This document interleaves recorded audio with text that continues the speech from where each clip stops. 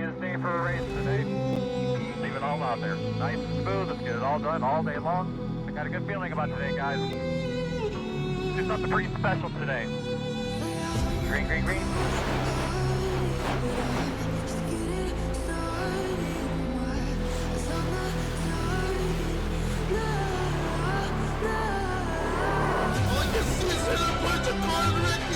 Holy cow! We had the big one to end the race.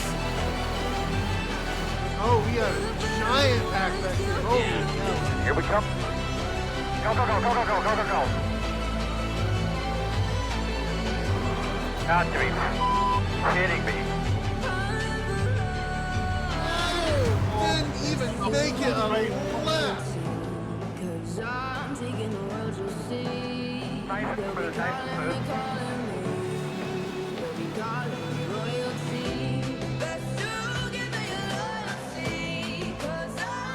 Wow, that was dumb.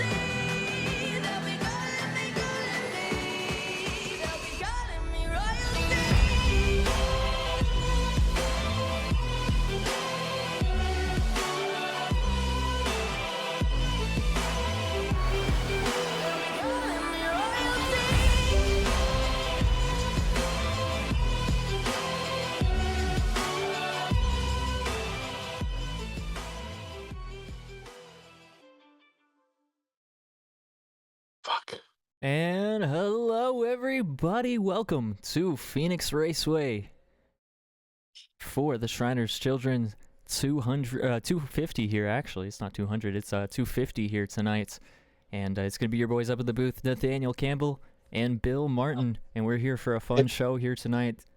Bill, how are you feeling tonight? I'm feeling pretty good. I got to tell you, after seeing last night's race with all the calamity we had coming out of turns 1 and 2, it's going to be interesting to see how these guys react tonight with the track changes and how they handle just the absolute track conditions to begin with. So hopefully we'll have less yellow flags and more green flags, but it's going to be fun. Yeah, we saw about 13 cautions last night, which definitely slowed down the pace, but Stage 3 kicked off with a nice green flag run there, and it definitely made for a very interesting race there at the end of this race last night. But heading into tonight, obviously it's going to be a bigger story going on, and a huge story throughout the week, as Backroad Bandits is not going to be any longer here in the Cup Series. The number 20 and the number 51 charters have both been sold off to Tipton Harding Motorsports and Factory Motorsports, and then Thomas Wolfe is going to be moving over to Patriot Motorsports in the Toyota camp. So yeah, it's bunch of real changes. surprising to see that. Not sure what happened. I'm sure there was a reason for everything, but really surprised to see that team gone. Yeah, a bunch of other shakeups as well because of those. The 20 now going to be driven by Boyd Hoggan, which is a huge story for him, picking up a Cup Series ride finally. It looks like Nick Basden moves over to the 51 at Zander. They will take that 51 charter. And then Ben Lawson going to be moving down from Factory Motorsports to his own team. It's going to be the Rip It Performance Company. And then one final change heading into this week was John Connor Racing has sold their charter over to Stuart Harding Motorsports, which is an affiliate team of Tipton Harding Motorsports, obviously. So John Connor will finish out the season under the Stuart Harding Motorsports banner. Yep. Real surprise. You talk about Hoggan. Last night he was unbelievable. How he did not have a ride at the beginning of the season, I'm not really sure. I'm sure there was a reason why. I don't know if maybe he didn't join the league till after, but he is going to be a very tough competitor in the Cup Series tonight, and I'm looking forward to it. Qualifying is going to be a little more important than I thought last night. It seemed like guys had a lot of trouble coming through traffic, and I think that's going to be an issue again tonight, especially where these cars are a lot closer together. So it's going to be a bunch of different stories. Yeah, real quick before we kick it over to what everybody I'm sure is wanting to watch here in a second, we're going to go ahead and look in the weather. And we'll see clear skies here today, 68 to about 73 degrees in the air. So that's going to equivalent to about maybe 90 to 100, somewhere in that area of track temperature tonight. About 1 to 2 miles an hour wind coming from the southeast. So not too much of bad conditions. We won't see any clouds covering the track like we did last night, which kind of picked up the pace. We definitely saw at the end of the race huge pickup in pace. I definitely felt that on the track as well. Just everybody was pushing way harder, and there was just a lot more grip. So with the sky being clear today, might not be a lot of grip out there tonight. We'll have to see. Yeah, definitely with that. The track temperature being high is going to make a big difference. It does, and if you can't keep your tires cool, then that's going to be a huge problem as well around Phoenix. But we're going to go ahead and kick it over to what everybody, I'm sure, has been waiting for all week. The Radioactive from Circuit of the Americas last week. We're going to go ahead and kick it over to that, and then we'll be back. Is this going to be in one or two parts? It is in one part. Wow. But yeah, let's go ahead and kick it over to Radioactive, and we'll be back here in just a moment. Hello, everybody. Welcome to the Circuit of the Americas here in Austin, Texas. Looks like a full entry list here tonight with 40 cars on the entry list tonight. You can win the race in turn 1 on the first lap. Looks like Barney's waving that flag. Green flag is out. Pataska gets on that gas pedal, and we're going here in Circuit of the Americas.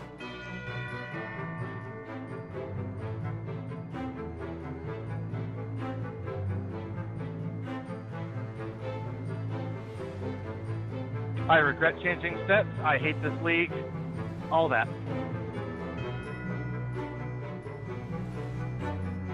Thank you. I didn't give that to you. I messed up. Oh, that's my bad, Joe.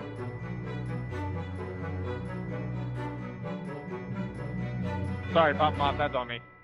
Damn you, Gert, I was gonna win.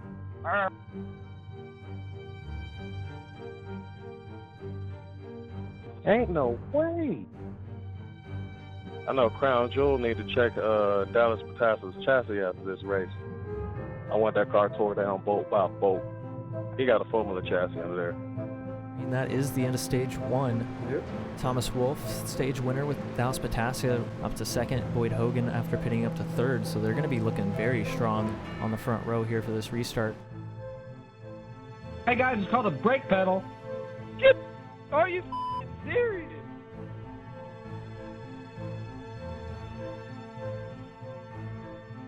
Big lock up there into the 17 of Dallas Pataska.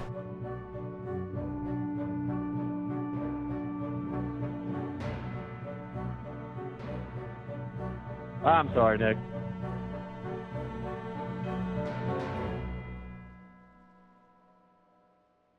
You hate to see it.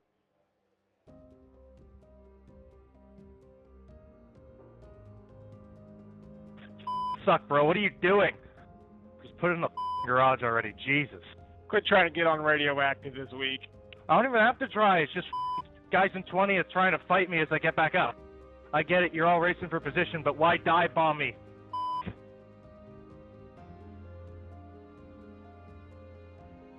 Did you spin out on that, or did I get you? I don't remember hitting you at all. Oh, you just murdered me.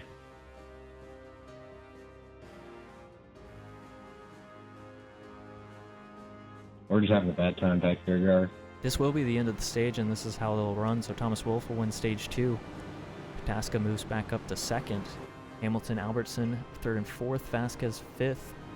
And then you'll see Morales, Johnson, Carlisle, Saunders, and John Connor round out that top 10. Wasn't that a lap early? Yes, it was. Bruh, why? I was going to gain 2 spots and get stage points. Come on. I kind of like the mysterious stage flag. Sander, did you practice this week? Yeah, but I didn't practice being behind 30 cars that didn't know what the they were doing and having 2 minutes worth of damage. Sounds like a skill issue. Oh, it is, for sure. Green flag back out here at COTA, and we're racing for the final stage here. There's a car stopped at the top of the track right there. Cars is still spinning. I don't know if Corey knew the car was there. Noah Hamilton going no! around in front of the pack. Stuart Harding Walker was also around behind him. Cameron Albertson goes around there as well. I'm sorry. God damn it.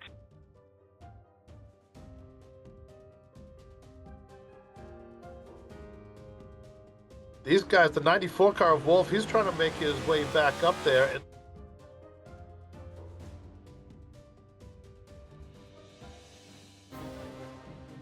It's going to allow Wolf to push up here. Fuller trying to make a block on Thomas Wolf. Got to be careful there going into the S's. Fuller might get turned right here, and he is. Wolf and Fuller into the wall, and this is going to cause a stack up. Here comes Ben Lawson, Stephen Carlisle trying to get around it. That was some great driving by the amazing Thomas Wolf. Nearly killed me and just killed my driver. Awesome. Backshots bandits it is. I mean, he was just going way too slow. I was trying to get him out of the way. That's all. So does Jim Mott, but I don't speed his bumper off and throw him off the track. Wop, wop. Sorry, Jim.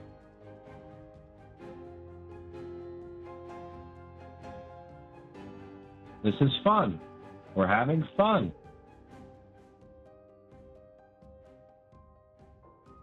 Yeah, thanks for that one, Ben. Yeah, you're welcome. Oh, thank you so much, Joe. I'm going to bring you a forklift just for that. Make it an off-road one so I can get it around my yard. A little bit of contact, leaning on each other again. We saw them leaning on each other earlier. Wolf back to the inside here. they both go way wide. Now it's a drag race. They're going to bounce More off contact. each other coming up the hill. And here I thought we were going to pick some daisies and, go frolic through a field after this race. Last time around, they were only about 0.7 of a second difference. Whoa! Jonathan Lager. Lager just booped the bad wolf. Yeah, I got like 9 minutes for repairs already. My hurt so bad. Jim, no, you just scared me. I thought you were trying to get to the outside. I wasn't trying anything. I just can't drive.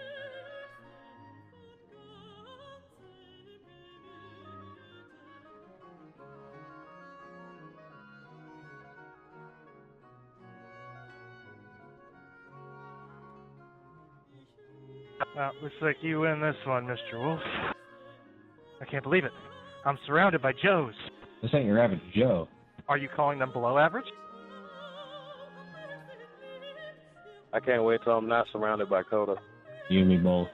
But Dallas Pataska comes across the line and takes home the checkered flag here at the Echo Park, Texas Grand Prix. Cameron, I'm so sorry. I didn't really do anything, but, you're never going to forget what my back bumper looks like. You've been stuck behind me for probably 50 of the laps. No, it's fine. Pete Morales is trying to me. Good windows.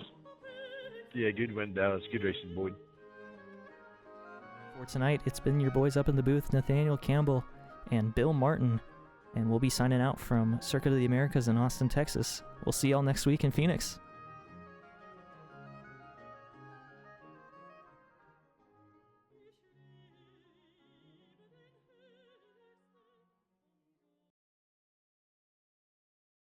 And back here at the track, we have finished qualifying real quick. We're going to kick it over to Nick Vasquez to do our lap around the track. And then we'll see these guys racing here at Phoenix Raceway. What a radioactive segment this week, by the way. But yeah, we'll be back in just a second.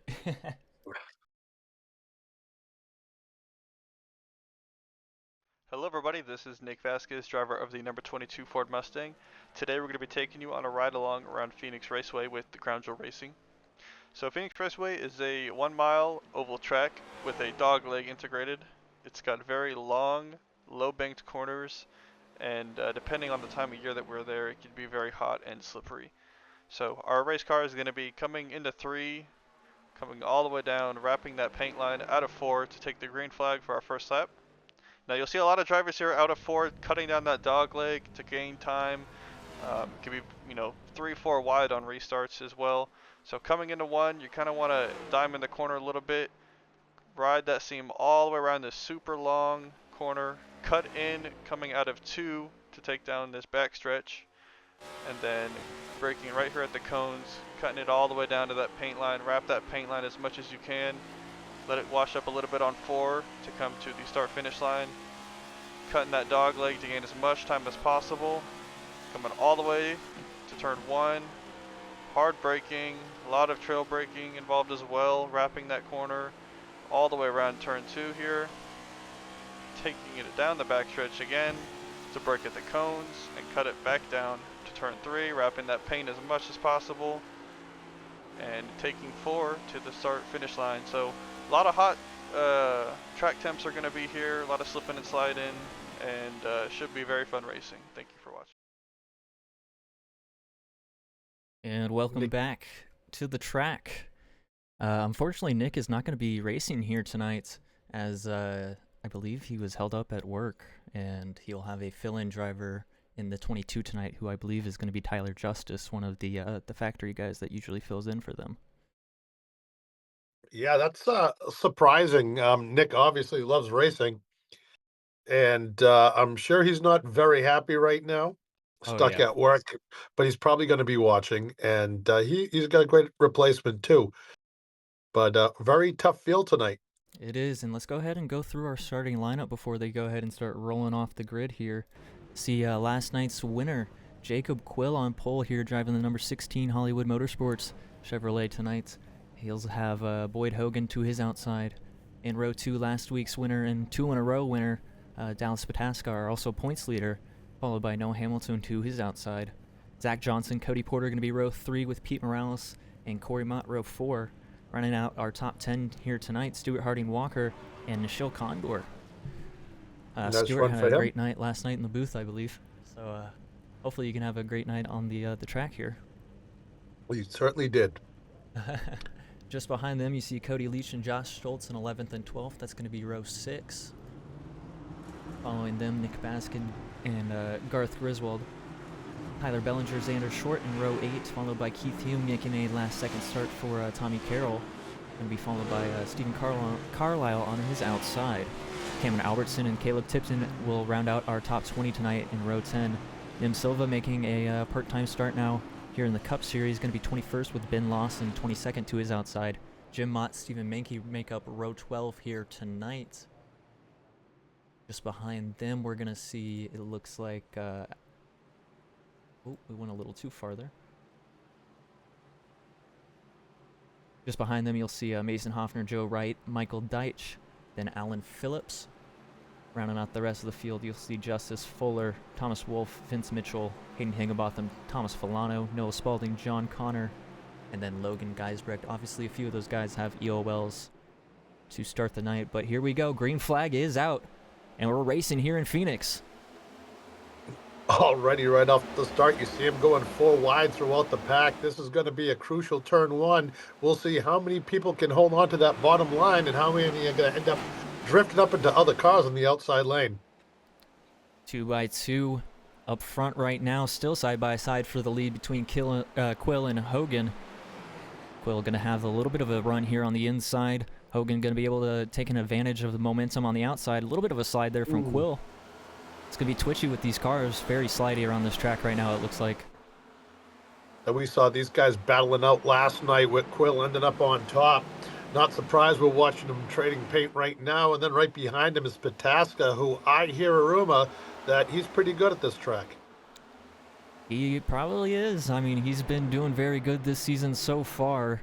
He's won the last 2 weeks of racing here in the Majors Garage Cup Series, and currently finds himself up on top of the point standings right now in 3rd here in the race. Quill looking to the outside of Hoggan, but nothing going to be there for him right now.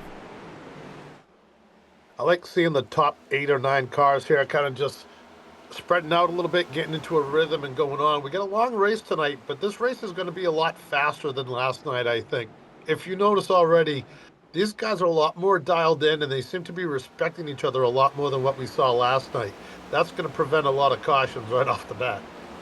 It most likely will, and I think with these guys knowing it's a little bit longer of a race as well, that might play into a little bit of a factor of how they drive these cars, and possibly save tires with also the track being very warm. Caution is going to come out for the first time here tonight, though. Going to see where that's at. Looks like Michael Deitch has a little bit of contact towards the back of the pack. Michael has not had the best luck of late. See what happened here. Looks like into 1 and 2, Jim Mott maybe came down in front of him and just Deitch had nowhere to go. We'll try to get another angle of it.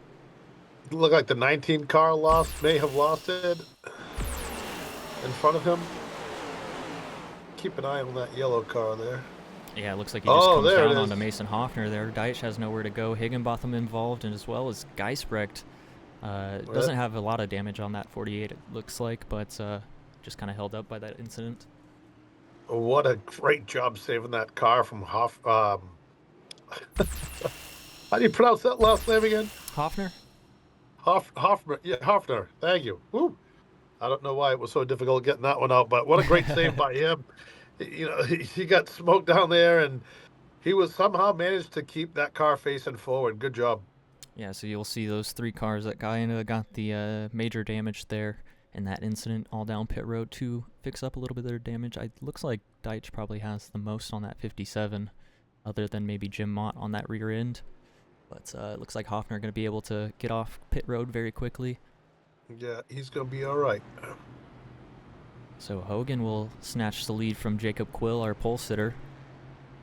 Quill will fall into second here as we'll get ready to restart this race for the second time here tonight. I think it's honestly it's kind of a curse at Phoenix to just not have a clean first 10 laps of the race. No, and if you look at that top 5 right now, there's only one driver that was here last year. So that tells you how the competition's stepped up from this year, and you can really see who the cream of the crown jewel crop is, especially from last year with all these factory drivers coming out. We've got a lot of these guys that are hanging with them, even though their I rating may be a little bit lower than the guy. Well, not a little bit. In some cases, it's a lot lower, but they're hanging, and it's impressive to watch how everybody's meshing with each other as far as their driving styles. It's not easy just all of a sudden to have 5 guys who run really fast being able to drive with the same style as everybody else who was here last year. So it's nice to see that the competition stepped up, and it's nice to see that some of the boys from last year are not having any problem hanging up front. Yeah, and I do think something that is interesting, if Quill was a full-time Cup Series driver this season, the top 5 would be all rookies right now at this moment. Yeah. So they're rookies in the series, not necessarily rookies. Yeah, definitely not rookies in racing. Yeah. But rookies in the Crown Jewel racing community and the Majors Garage Cup Series. Looks like we're going to come to choose here. Hoggan looking like he's going to pick the bottom most likely. Quill going to follow on the bottom as well. I think it's kind of interesting how the restarts work here. I think the top line does have an advantage if you can stay to the outside of that guy that you're wanting to pass. But if you can't stay to the outside of him into 1 and 2, then you're not really going to have a shot at getting around him on the outside there, and you also are at risk of getting slid up into from other guys dive bombing you. So it's definitely an interesting thing to kind of choose here at Phoenix, because obviously the bottom line gives you that cut very early into the restart. But you definitely want to carry momentum here around this track. That's why a good restart is so important here. We saw a couple of guys last night have some troubles on the restart. We had a few guys get sandwiched in the back of the pack and almost caused a big one right at the restart, but they were able to hang on. Through the restart zone, Hoggan going to get on the gas pedal early through turn 4. Green flag back out here, and we're racing once again in Phoenix on lap 9. First stage going to end at lap 45 here. We'll see stage 2 end at 140. And then obviously the full race is 250, as you see on the top of your screen there on the left. And scoreboard. What I'm hoping to see is green flag pit stops tonight. You don't usually get to see them with stage racing. They're going to make it through the first and second stage, but that last stage is going to be the most important, the longest run of the night. 160 laps? I'm sorry. No, I'm sorry, it'll be 100 laps, won't it? Oh, 110 laps. Oh, man. Yeah, about 110 laps in that last stage. Obviously, we'll have caution and for stage 2, which will kind of eat into that first part of stage 3, but it won't be that many laps that we'll use. It's about, I believe, 2 or 3 laps of stage 3, so about 108, I think, officially, but technically it's 110. On board I'm here having with a hard- Cody Porter. I'm having a hard time concentrating right now. I just looked out the window and it's snowing again, so not too happy about that. I'm having a hard time concentrating on this picture. He's got an alien as his picture right now. Cody Porter up to 3rd right now. Trying to follow along with Jacob Quill, last night's winner, who is chasing down Boyd Hoggan. Hoggan has a big lead right now. Had a great jump on that inside lane. Cody Porter also had a great jump on the outside, which kind of held up Quill a little bit. The scary thing is Hogan is driving just like last night. Doesn't look like he's pushing his car at all. Looks like it's handling very well, and he's just very fast, even in cruise mode. It almost looks that way for Quill as well, as he's starting to open up a gap on Cody Porter now as well. Pataska's in 4th at the moment. You see Hamilton in 5th. Cody Leach has worked his way up to 6th here. He's up 5 spots right now. Basden up to 7th. So his debut here for Zander, so far so well. I think he's been one of those drivers that's been snake bit too, is Basden. Seems like every race he's been in, he's gotten caught up in somebody else's mess. See here, Tyler Justice on the outside. That's the fill-in driver for Nick Vasquez there in the 22. Side by side in front of him, though, is Stephen Carlisle, Josh Stoltz. Carlisle had a great race at COTA last week. A lot of stage points. Very clean race for that 81 car. And looking to continue a clean season so far here in the Cup Series. See Mr. Morales sneaking up into 9th position, that 95 car. Another good run for him. He's been pretty strong this year. He is. You see him here on the outside of Corey Mott right now.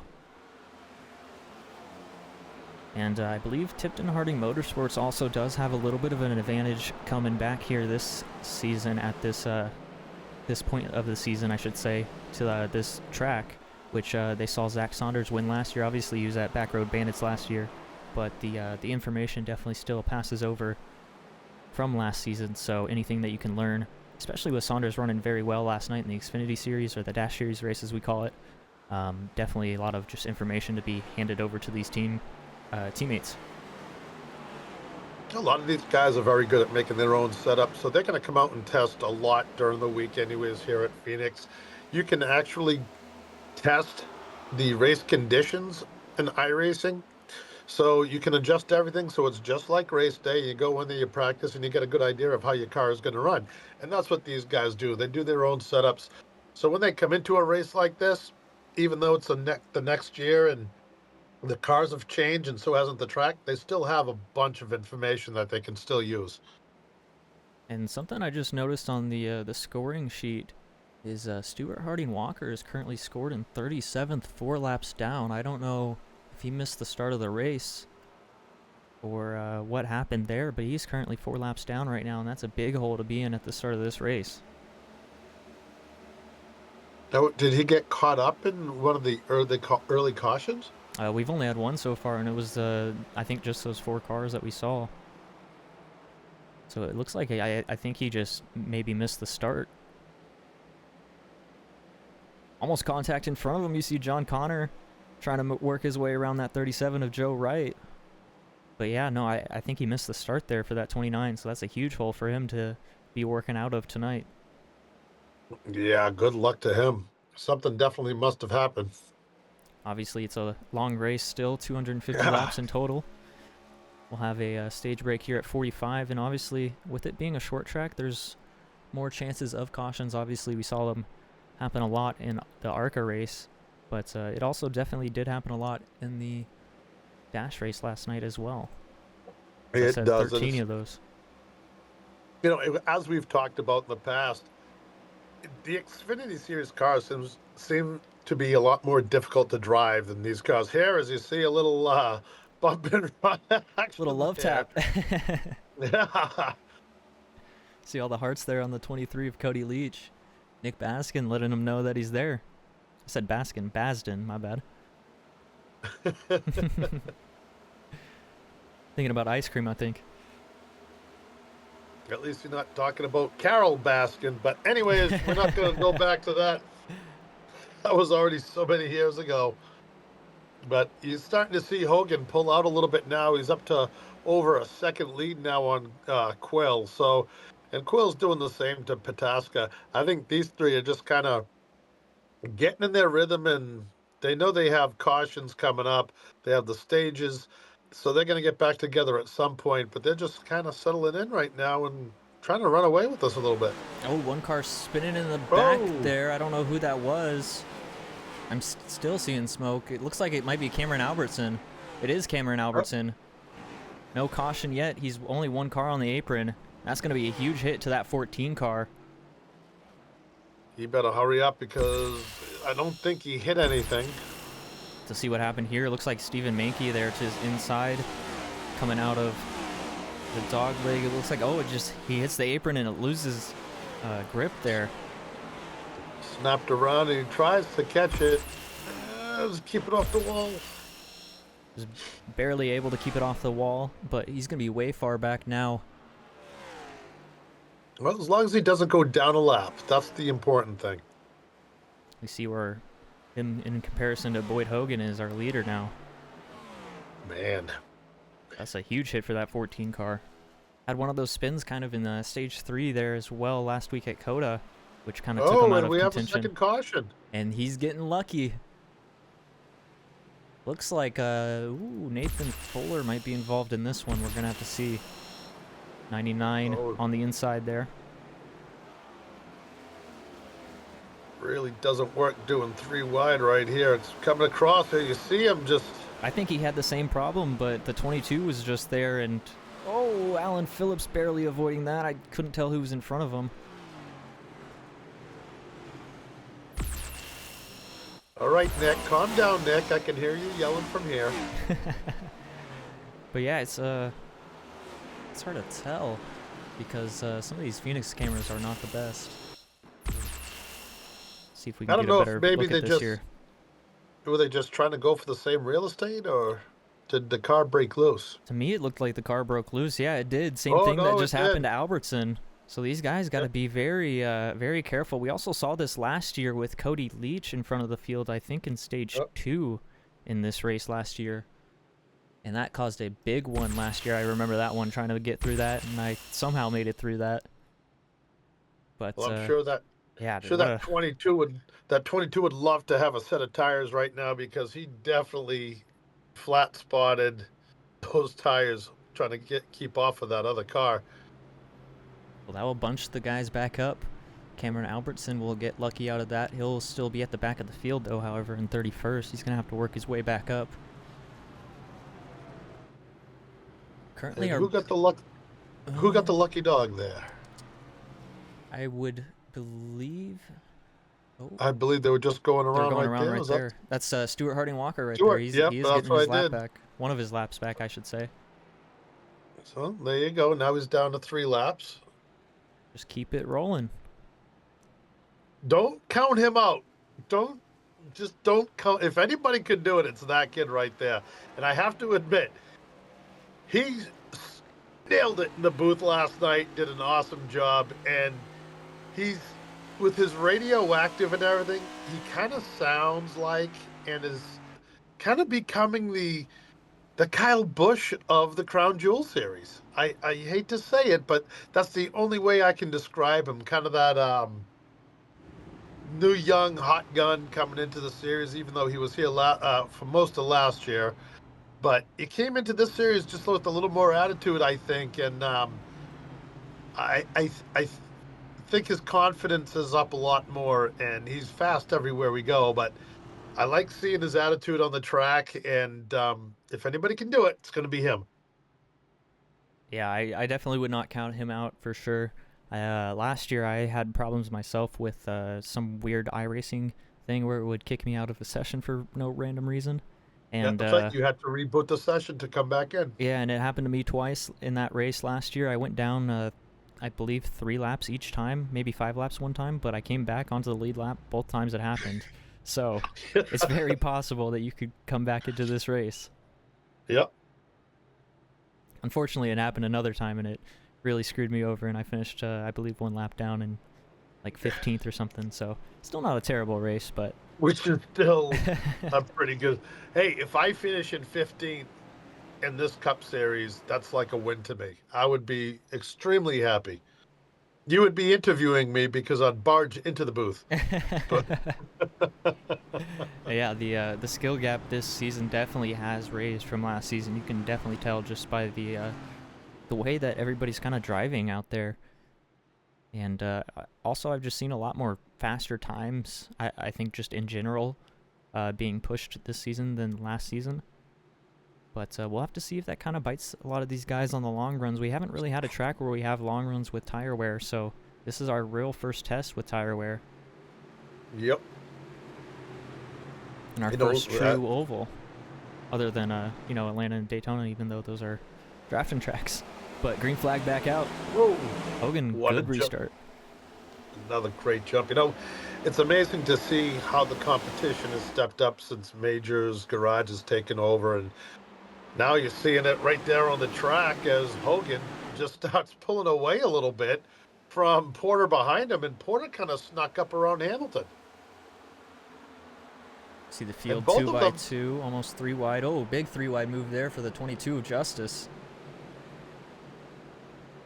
And Cody Leach has moved up, gotten by a couple of drivers. He's up in 6th spot right now. Pataska and Quill were kind of the losers on that restart. They seem to have fallen back a few spots. Quill's starting to move back up a little bit. He's fighting right now with Noah Hamilton on the inside there. You see them off of 2. Almost called it 3 and 4. Still kind of getting used to this newer Phoenix layout, even though I raced it a lot more than the older one. It's just this track is backwards. It's an odd track. This version of the track is definitely very backwards. Yeah, in this track, you cannot miss your marks. There is no forgiveness at all in this track. If you miss turn 1, you're going way up into the marbles, and you're going to have a horrible exit. Turn 3, if you miss your mark right there, you're going to dive down to that line, and if you miss that mark and your car is above that inside seam, you're going to drift way up that track and have to get off the throttle. And you just saw that happen with Noah Hamilton as you were explaining it. Now Pataska going to get to his inside here. It's going to be a battle between them. Hamilton trying to carry that momentum around the outside here. See Pataska there, but a caution is going to wave one more time, so we'll have to see what happened there.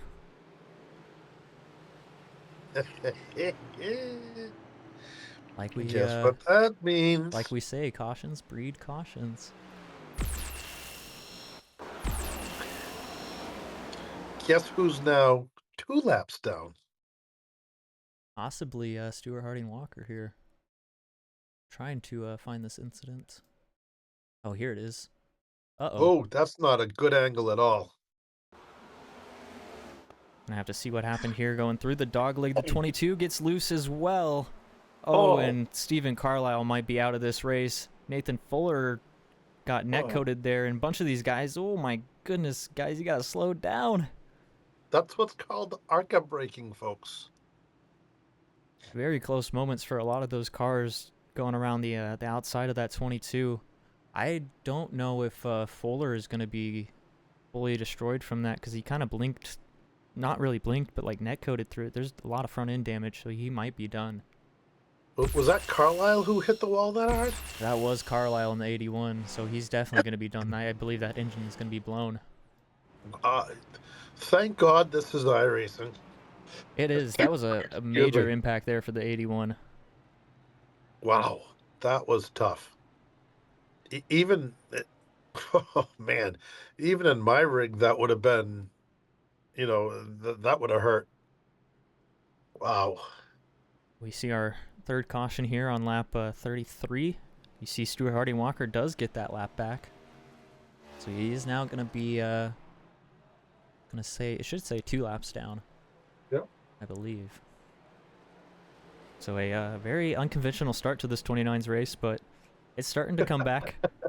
It's starting to come back. You see there, yeah, it is 2 laps down now. I can't wait to hear his radioactive. We're going to have a Stewart special for radioactive.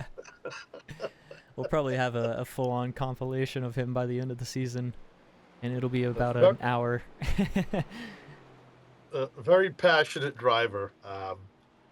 He's I had a good time with him in the booth last night. He's really good. One thing I guess I do want to look over here real quick, since we didn't really look at it at the top of the broadcast. You see the points on your screen right now. Obviously, with wins, you are locked into the playoffs. So Pataska and Porter both locked in at the moment. You see Vasquez was third entering tonight, so it's probably going to be a huge hit on points for him not being here tonight. But Thomas Wolf was fourth. Ben Lawson was fifth. Stuart Harding Walker started sixth in points entering tonight. Albertson was seventh. Carlisle going to have a huge hit after that incident. Was eighth. Hamilton in ninth. Zander Short 10th. And you kind of see the rest of the guys there all the way through 18th. You know, I'm surprised Geisbrick is in 11th in points. I'm surprised he's 11th after what he's been through this year. Yeah, he had a tough night last night too. He's just the other night he always seems to get caught up in somebody else's problem. Even looking through some of the guys in the back past 20th, you see Caleb Tipton, John Connor, Corey Mott, Hayden Higginbotham, Garth Griswold, Alan Phillips, Cody Leach. All these guys were in the playoffs last year. Vince Mitchell was in the playoffs last year. I know Vince Mitchell. That's very surprising. Yeah, very surprising. Very low starts for a lot of those guys this season, but we'll see if they can kick it back up into gear how they were at the end of last season. Pace car dives off to pit road. We're getting ready to restart once again here in stage 1. Just about 10 laps to go. It's going to be, I believe, 9 when we start this lap. But it's going to be Hoggan and Pataska on the front row, followed by Porter and Hamilton. These guys looking for stage points here.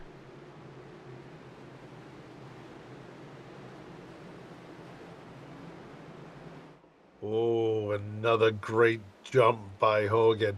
You know, he's been on the outside and he's been on the inside. Both times he's gotten an excellent jump. But now the 04 of Porter is kind of struggling to drift up a little bit, but he's on the power now and able to pull away a little bit from that 17 car of Pataska. But Pataska's taking another look on the inside. See, and four wide there in the back with Zander Short. Gotta be careful here. Oh, one car around behind them. Yep, we had the bird's eye view of that one as a car crashed right underneath us. Oh, that's Garth Griswold there around in the wall. Man, Garth. We're gonna have to see if he got turned. That was a lot of stuff going on there into turn 3 and 4. And Garth just goes down and gets towed. Oh, he had a little help there. It's interesting. He looks like he was going for his corner. Stoltz was kind of just there. Garth was clear. It's just might have just caught Stoltz off with where he kind of braked there. And it caused Stoltz to give him a little bump. I mean, it was a clean pass. I don't think Stoltz thought he was going to come down like that right in front of him like that. And that was just one of those. There could be a little bit of. Let's see how close he actually gets to the bumper. Could this be a little bit of netcode? Right there? No. I don't think so. Yeah, no, it's just, it's just Garth maybe catching him off guard just a little bit. Yeah. So we'll see one more caution here in stage 1. That's going to be a part of Radioactive next week. Maybe. You never know what these guys are saying in the middle of the race. It's always interesting to go back and see the conversations that they were having mid-race. See Harding Walker get a lap back here. Again, so now he's 1 lap down. 1 lap down through after starting 4 laps down, and it's still stage 1. So yeah, as I said, very possible to get back into this race. I can hear him laughing under his helmet. Why don't we go ahead and talk to him? I kind of want to ask him what happened there at the start of the race. I want to make sure if one of our assessments was correct. Yeah, bring him up. Hey there, Stuart. It's the boys up in the booth. You got a copy? Oh. Hi, guys. Hello. Don't ask about that. What we did want to ask about was what happened there to you at the start of the race? We saw you were 4 game laps crashed. down. Oh. Yeah, I went into turn 1 and there was just nothing. Interesting. Well, Well, we see yeah, you're a lap down now, so obviously it's starting to work out in your favor. What do you think you're going to be able to do here once you do get back onto the lead lap?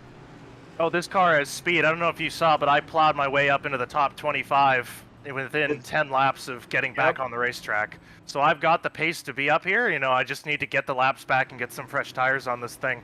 I'm down a set. It forced me to put the set on when I got back in, so hopefully that doesn't affect our strategy, but expect to see this 29 at least back in the top 15 by the next stage. Yeah. Well, I will tell you this one thing, Stuart. Right now, even if somebody else goes a lap down, you still have the advantage. So, one more caution, you know there's going to be another one. You're going to be fighting for it. 100%. I'm going to be pushing. Hopefully I can get those back and put on a good show for you guys. All right. Hey, give me a shout out for Radioactive this week. Oh, I've given you plenty already. Just you wait. There's going to be more. All right. Well, hopefully we'll talk to you at some point throughout the night once again. Hopefully it's the podium. Hopefully. All right. Good luck. Thank you. Oh, man. Sounds like he's having fun for the unfortunate circumstances that he's been put into. You know, what's great about it is this is all a test for him right now. You know, he can make adjustments and figure out his car because he still has to make up all those laps. So, one more caution and he's going to be fighting for a win. You watch. Green flag back out. Hoggan on the gas pedals. Porter on his outside. Didn't really get the best start there. I think it saw a little bit of a slide there out of the 0-4. But heading into 1 and 2 now. Side by side for second. Gonna have 4 laps to go here in stage 1. Can they keep it green here to the end of stage 1? That is the question. And either way, Stuart Harding will be back on the lead lap for the beginning of stage 2. Hamilton Just like sliding you said. big time. 3 wide. Gonna be stuck outside. Don't want to be stuck in that position too long. 3 wide around this track is not very comfortable at all. Now 3 wide with his teammate. Contact with his teammate. And both of them, the one car goes off the wall. Oh. It saved his momentum somehow. The 51 is going to be the loser of that. Here comes Thomas Wolfe into the picture as well. You see Thomas Wolfe in his new Toyota Camry. Thomas Wolfe, surprising to see him not far back right now. Yeah, I know he's in 9th spot, but like I said, it's surprising to see him that far back. He's usually up front, very fast driver. I think he was one of the cars that had to start in the back of the pack tonight. Is that correct? I am not 100% sure. I can look at where his starting position was. It says he is up 22 spots, so I believe he started in, yeah, it says 31st is where he started, so way in the back. I don't know if that was just due to him maybe hitting the wall in qualifying or something like that and getting an invalidated lap, but he had to start in the back here. Doing a good job working up the field right now, up to 8th. Final lap of stage 1 here, though. Yeah, one more lap to stage 1, and I know one driver that's going to be happy to see that. Besides Hoggan, Pataska now, he's getting a little bit faster. I don't know if you've been watching his lap times.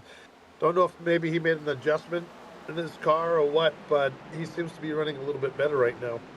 So caution flies for stage 1. Boyd Hoggan going to come home with the stage victory in his debut here for that number 20 at Factory Motorsports. Dallas Pataska 2nd, Jacob Quill 3rd, Cody Porter 4th, Stephen Menke 5th, Leach 6th, Mott 7th.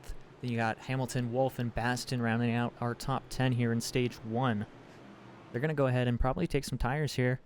So let's go ahead and kick it over to a little bit of an ad break here just for a second, and we'll catch our breaths and get ready to go racing for stage 2 here and possibly talk to Hoggan if we can.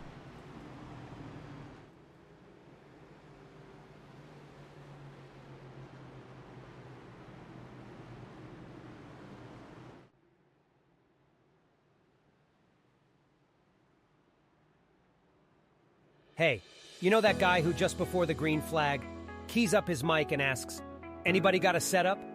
Well, this is him. This is Adam, and hey, Adam needs some help. On the other hand, this guy over here, this is Steve. Steve is a solid racer and he knows his way around the garage. Steve's problem is time. With a job and a family, he can't find enough time to build competitive setups and to race as often as he likes. But as luck would have it, Steve knows a secret. He lets the Major's Garage crew chiefs do the setup work so he can focus on the racing. At majorsgarage.com, Steve can get setups for over 60 cars on the iRacing service. So no matter what series he wants to jump into, he is covered. Somebody, anybody, really should tell Adam. See you at the garage.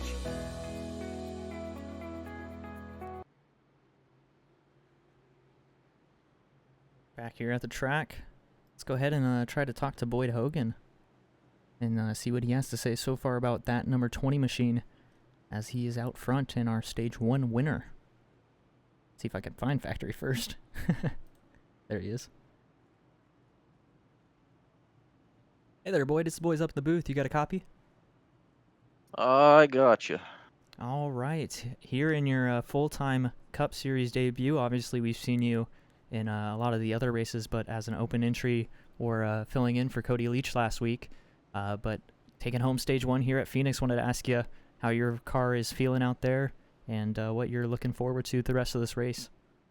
Car's real good and clean air. I'm happy with it. Pretty comfy. I don't know how we're going to do too well in dirty air. I know Mankey ended up, I think he said he drove from 25th to 5th, so that's pretty good. I think we got something there. So, I don't know, just trying to keep it safe, really. Save a set this way. We're still, because of all the heat cycles on the tires and us just rolling around under yellow last like 20 laps, it's brought us back to almost running session best time, so it just didn't make a whole lot of sense. We'd rather keep the track position than the tires this early. Hey, Boyd, I have a question for you. How close, compared to your real-life mustache to what you have on your profile picture, how close is that? Man, I got a little bit of a mustache going right now, honestly. There you go. Not anything better than little Timmy Richmond had, though. That's my guy. I love that guy. Oh, man. Well, you Canadian guys are kind of coming down into the top 10 here. You got another Canadian, Stuart Walker, who started 4 laps down. He's now on the lead lap, so you're going to be dealing with him in a little bit. So good luck to you. Yeah. You're going green, buddy. Yes, sir. I appreciate it. Oh, man. I love a guy who loves Tim Richmond. Tim Richmond, one of the greatest drivers from the 80s. And unfortunately, he was lost at a young age. He was. Very unfortunate circumstances with Tim Richmond. Very great driver as well. Very great. But it looks like we'll have a little bit of a delayed start. The lights are back on pace car after they went off. Yep. Maybe just sorting out the field here and making sure everybody gets all lined up and everybody's a little more closer to each other than maybe how they were this time around. But I did see something interesting while we went over to commercial break there.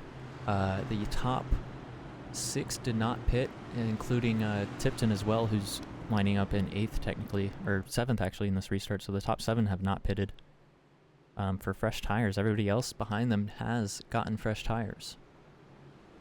Interesting strategy. I wonder if did any of those guys come in the last caution we had? They have not at all, so. No, not at all. Huh. Interesting. Sticking on the same tires that they started the race on, so it's definitely interesting. I wonder if the tire wear maybe isn't as bad as maybe people are thinking it is. But we kind of saw that strategy happen last night and did not work out well for those Dash drivers. So we'll see if that happens tonight here as well with fresh tires behind them now. Well, you got Mankey that snuck up there too. Where did he come from? He's back up into 4th.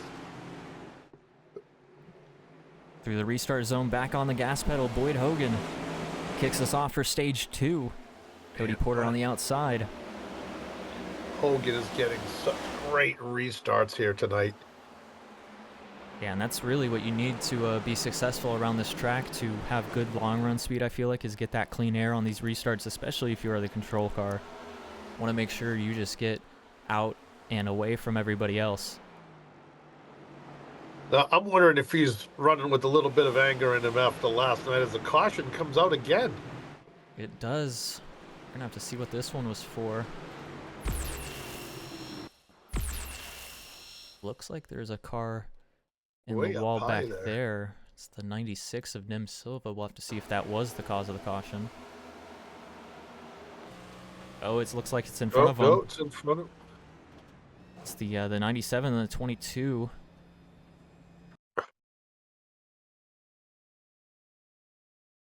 See if I can find the 22. There he is. So on board with Tyler Justice. Yeah, just the wall in front of John Connor there.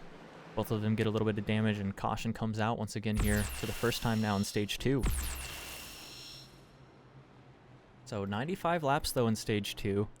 A lot longer of a stage than that first stage. So that might be also kind of why these guys stayed out up front. Maybe knowing that some of these cautions might start coming out more, and the tire advantage that everybody got on them might not be that big of an advantage. And you know, this being iRacing, of course, when it starts coming like this, where it's caution after caution, every race always has like a stretch where it's like 3 cautions back to back to back, and guys start getting into each other on the radio, and it's a lot of fun. Most of it is unfit for radioactive, I will say that. But so far, it's been all Hoggan this race in the Shriners 250. So who's that getting his lap back on the outside there? That must be...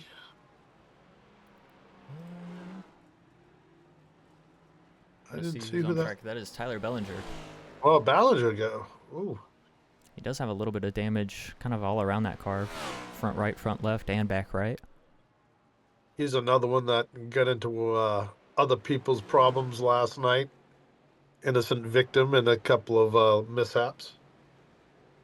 Another one of those rookies as well, as I have been saying all season, 12 rookies in the draft class. It stayed the same even with all that driver transition. It still is 12 rookies in this field, which is about a third of the field. So huge rookie class this season for 2025, and they've been doing very well. Well, when I decided to come to the booth again this year and people knew that I wasn't going to race, you know, a lot of people said, well, now that Martin's not going to be in the race tonight, we actually have a chance to win. So, you know, that's why, you know, it encouraged a lot of these new guys that come in and try to win here. Was my retirement, I think. But no, yes, no. Oh. I feel you, Bill. I feel you. Yeah, I wish I had half the setups. Never mind the talent of these guys. I mean, yeah, some of it is definitely set up, but it's it definitely comes down to a lot of the just getting that practice in and really learning. Ooh, that was very close there for Cody Porter. Yeah, it was, man, and gotta be careful on those choose cones. We saw some penalties last night that kind of people were questioning, and you know, hopefully we're not going to see that again tonight, or if they have to be consistent. But you know, I think sometimes that some of these rules are a little tight, man, really tight. So hopefully we don't have any problems tonight. Lights do go back on. I thought we were going to go green. Yeah, I thought we were going to go green. I believe it's just to get the field sorted. Yeah, you kind of see a few cars trickling in there in the background, still trying to catch up.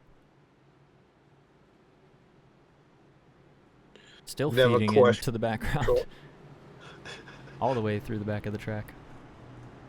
So yeah, I'd say that was a pretty necessary extra lap under caution. Yeah. A lot of those guys probably wouldn't be the happiest drivers if we went green there. Yeah, but I wish they would put grass or turf or something down all through there. Sand, anything. Put it back. Bring it back. Put some cactus. Get rid of that little... Some cactus. That's a good idea. I don't care. Bill coming with the strong ideas. Maybe a little Cars 1 in there. Have a couple of big Lightning cactuses. McQueen into the cactus. The cactus spelling out Major's garage. It'll be sweet. There you go. I do not like that little dog leg.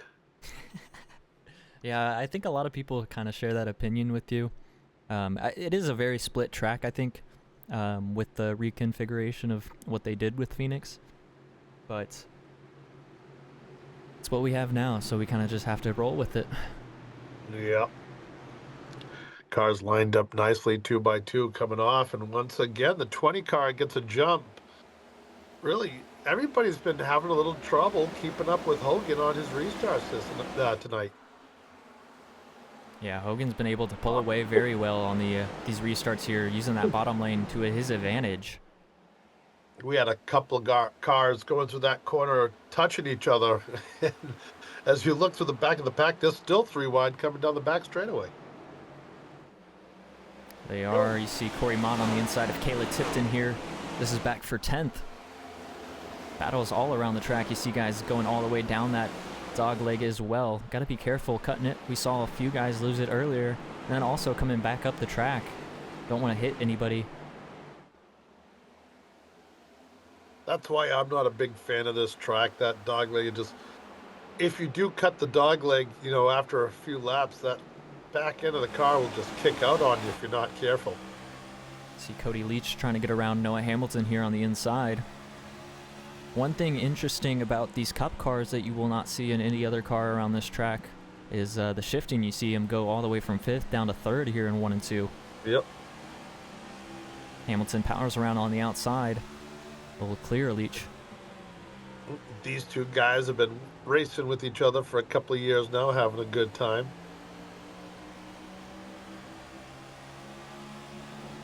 Once again, got to be careful cutting that apron. You see it does affect the car the way it gets down there. There's Thomas Wolfe on the inside. I'll tell you what, when Cody Leach wins his first race, we are going to have a party in Discord. It's coming. I know it's coming this year. I know it is. It's got to be. He was very close a lot last year. Things took him out. And trying to get it done this year, I think he's got the chances to get it done. Caution again towards the back of the pack. Looks like this one's going to be for Zander short. A little bit of contact in front of him, 3 wide. Then he gets up the track into Joe Wright, puts Joe in the wall. Locks up the tires and it just spins around on him. I don't know what happened there. What is the caution? I wonder if he's having trouble with his setup or something, with his cockpit maybe, or his steering wheel. Honestly, I don't know, but that will drop him all the way back to 29th after that incident. He also did lock up those tires big time there, and it probably put huge flat spots on him. So definitely not what you want. See Dallas Pataska coming down pit road now, finally electing to take his first pit stop of the night.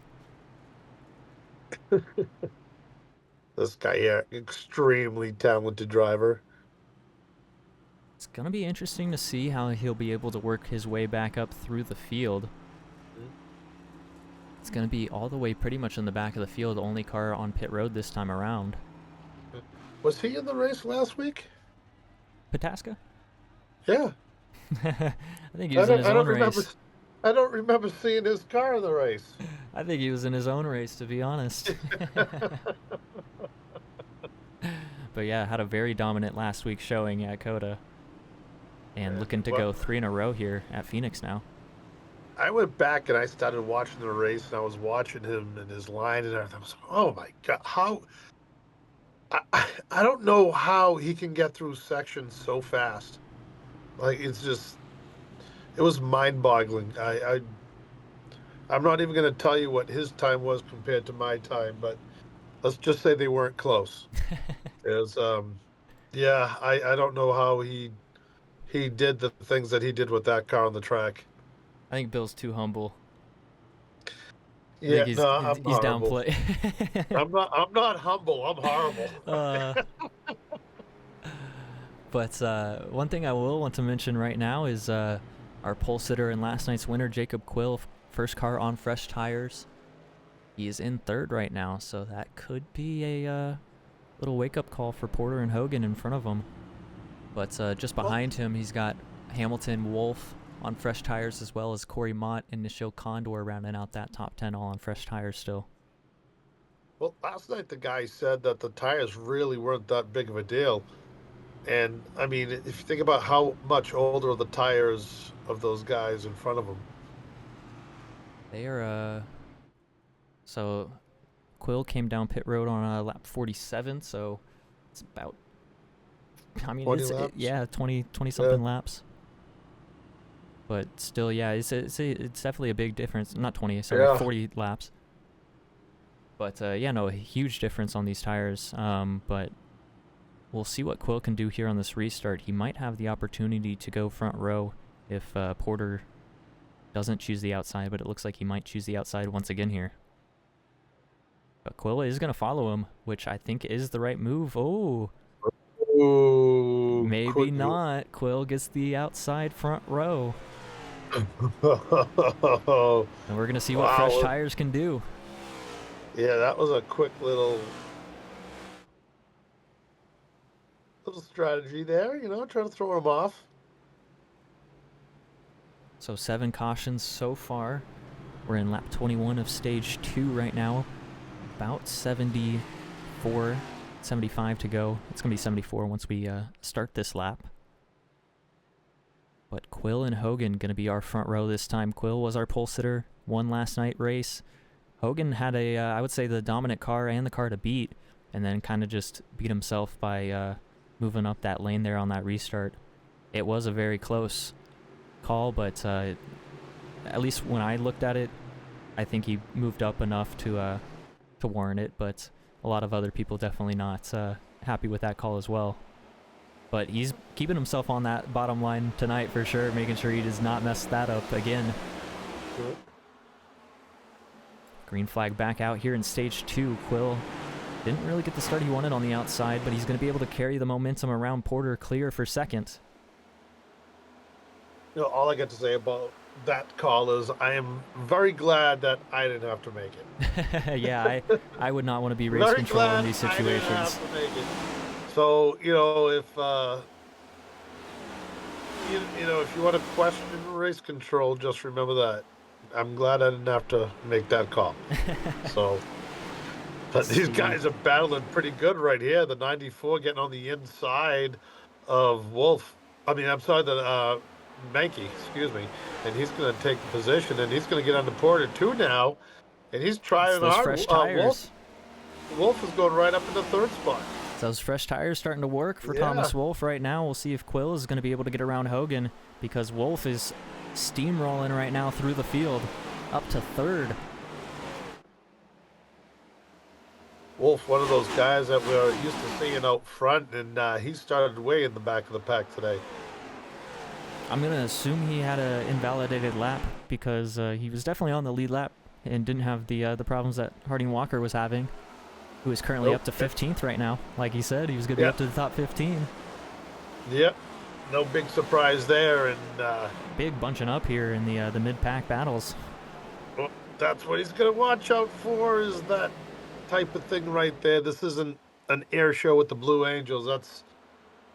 That's cars in front of you doing things that they shouldn't be doing. Don't want to see him get rocked out. I want to see what the kid can do. Looking on the battle in front of him right now between Nishil Condor and Alan Phillips, trying to sort it out between the two. Caution is going to come out again. These guys just can't get into rhythm. Oh no. We're not going to like who's this. Uh-oh. Coming up in the crash report is Pataska. Looks like Joe Wright just going to come down on him just enough. Pataska going to go around off the front end. Does anybody hit him? Deitch lightly taps him around the rear end and goes around. I don't know if he got hit again. But Pataska shouldn't have too much damage. Looks like it's all in the back of the car. Yeah, very just late kind of clearance by Joe Wright there into the corner. Maybe thought he would have more space getting into the corner, and Pataska was just there. Yeah. I don't think that was intentional. Yeah, Joe's not that type of driver to do stuff like that. So he maybe thought he was clear, or just like you said, got surprised. It's very easy to do. I know I've been guilty of it as many times. See that left rear tire slide into the right. Joe trying to save it. Yeah. But yeah, just a unfortunate incident there. You see all the cars coming around the front end of the 17 as he spins around. Very scary moment seeing all those guys flying towards you. Yeah, but you know what, though? The front of the car, which is the important end, didn't get any damage, so... It did not. He'll be able to get back up there. I'm not really worried too much about that. He'll get that damage fixed. Phoenix giving us some Fox camera angles there. Sorry about that. But he is on pit road, looking to get some of that damage fixed, possibly taking tires as well after sliding. Looks like just checking damage. Yeah, and as fast as he came out, that tells you that he didn't have much at all. Yeah, so top 3 right now, Hoggan, Quill, Wolf, then Porter and Minky round out the top 5 just behind them. Porter and Minky, the lone few still out on older tires along with Hoggan. And Caleb Tipton, who's in 8th right now, he is on the tires that he started the race on as well. Now, last night we had 13 cautions or 12? 13, right? 13 in total, so we're starting to get close to that range already here tonight. We can only have 5 more cautions. Might be a long night for these drivers. And really, if you think about it, 4, because one of them is going to be the stage. That is true. So... Bill Martin speaking facts out here. Yeah. Facts I don't want to hear. But yeah, Hoggan doing a good job on these old tires. 74 laps on them right now, compared to Quill's would be basically 29. And how many sets of tires did they have tonight? 5, right? Or 5 or 7? Tonight they had 6 in total, so 5 in pit road, but 6 in total with the ones that they started on. Yeah, all right. Well, he's going to have plenty of tires for the rest of this thing. Yeah, these guys definitely will. It's also a huge strategy thing for them. Quill gonna choose very late there to the bottom. Wolf will have the outside front row with those fresh tires. We'll see if Wolf can try to get around Hoggan here. Quill wasn't able to get it done that time, but we know Wolf was starting to charge. And Wolf has Porter behind him too, so that's a pretty good dancing partner to have. Our Daytona 500 winner in 4th right now, Cody Porter.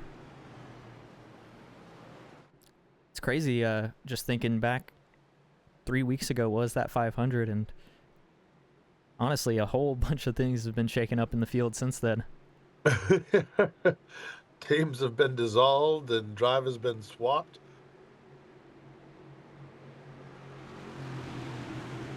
These guys getting ready to come down 2 by 2 into turns 3 and 4. But the racing's been fun, and we're back green here. Starting lap 31 of stage 2. Hoggan gets a good jump, and so doesn't Wolf. Wolf's going to be able to get it almost. I thought he hadn't cleared, but Hoggan just gone once again. I think he's going to have a better run going down the back straightaways. Just barely, still can't get him clear. Quill and Wolf side by side. Wolf gonna hold Quill down to that bottom apron, try to cut off his momentum. It might help him here into 1 and 2. He'll have that outside, carry the momentum around once again. Being a flat track Phoenix, definitely got to be careful holding these guys down as low as possible. I don't know if Mankey got really loose or something, but he fell back about 3 spots. He did, back to 6th on the outside right now. Noah Hamilton, ooh, that was close. Ooh, that was real close to having Mankey spin way around. See Alan Phillips now starting to work his way into the top 10. Just past Pete Morales there for 9th. He's actually battling Pete Morales right now for 9th. who's getting held up by his team owner right now. Caleb Tipton on the outside. Stephen Mankey having a huge problem. 3 wide now, split middle. That's going to hold up Tipton on the outside and Morales as well. Don't know what happened there to Mankey, but he just slowed down big time. This is a big bunch of cars going through those corners right now that I would not want to be anywhere around. Are we at Daytona right now, Bill? Why are these guys drafting through the corners? 2x2. I'm kind of shell-shocked from last night, all the trouble we had in that corner, and to see him stick that with 4 and 5 wide, it boggles the mind compared to what was going on last night. These guys are battling really hard right now in this mid-pack section, and Mankey seems to be struggling, but look who's coming up there in the 29 car. Yeah, you see him right there, a couple car lengths behind. You see 3 Tipton Hardy Motorsports. Another one in the wall behind them. That's Hayden Higginbotham in the wall in front of Cody Leach. That's going to put some front-end damage on Cody Leach. Now going to be 3 wide with Dallas Pataska on the bottom there. Got to be careful going through that dog leg. Wow, he does have some damage. It looks like the bottom of the car there in the front. Yeah, you see just it pushed in just a little bit. It's in the middle, being a short track here. I don't know how much it will fully affect him. But definitely will slow him down when he gets to, yeah, could overheat him. Also could slow him down maybe in the straightaway speed, even though you don't really use a lot of straightaway speed here. It's important to suck up and to the back of the car in front of you. You can get a little bit of a draft going down the back straightaway. See Vince Mitchell, Zach Johnson battling right now, the 45 and the 18. Mitchell trying to turn around his season right now, up 17 spots right now from where he started into 15th. So having himself a quiet, good night. Not surprised coming out of Vince. Alan Phillips continues running through the field right now, up to 7th now, just got around to Shield Condor. Mankey is starting to recover now, he's back up to 9th. And look who's right behind him. Stuart Harding Walker inside that top 10 here. Started this race 4 laps down. And he's up into the top 10 here in stage 2 already. Not even halfway through stage 2.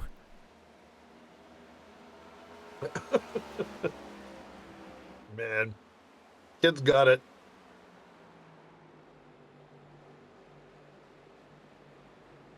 Looking at some of the guys that are way back, laps down in this field, some really fast cars have had some bad luck.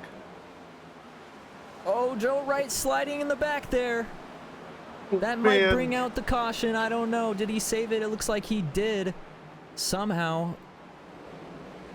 I thought he was headed right for the wall. I want to get another look at that because there was a lot of smoke being put up by that 37 car as he went through that dog leg. Holy smokes. What a save by that 37 car.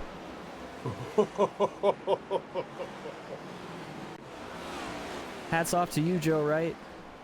Wow. 33rd, multiple laps down, still saving that car to not throw a caution there. Very respectable move by Joe Wright. I cannot believe that he was able to save that. Especially with the way that these cars are very twitchy. That's like the worst section right there. See up front, though, a 3-car breakaway between Hoggan, Wolf, and Quill. All on top of each other now at the moment. I believe Thomas Wolf starting to lick his lips as he's seeing that back bumper of the 20 right there now in his windshield.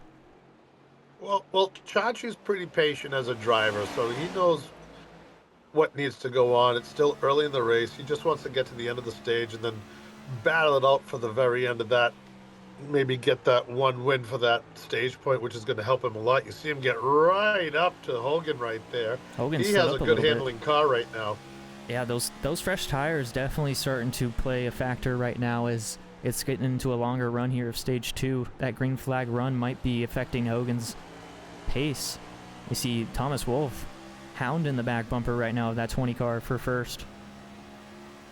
He is taking a different line through that little dog leg right there.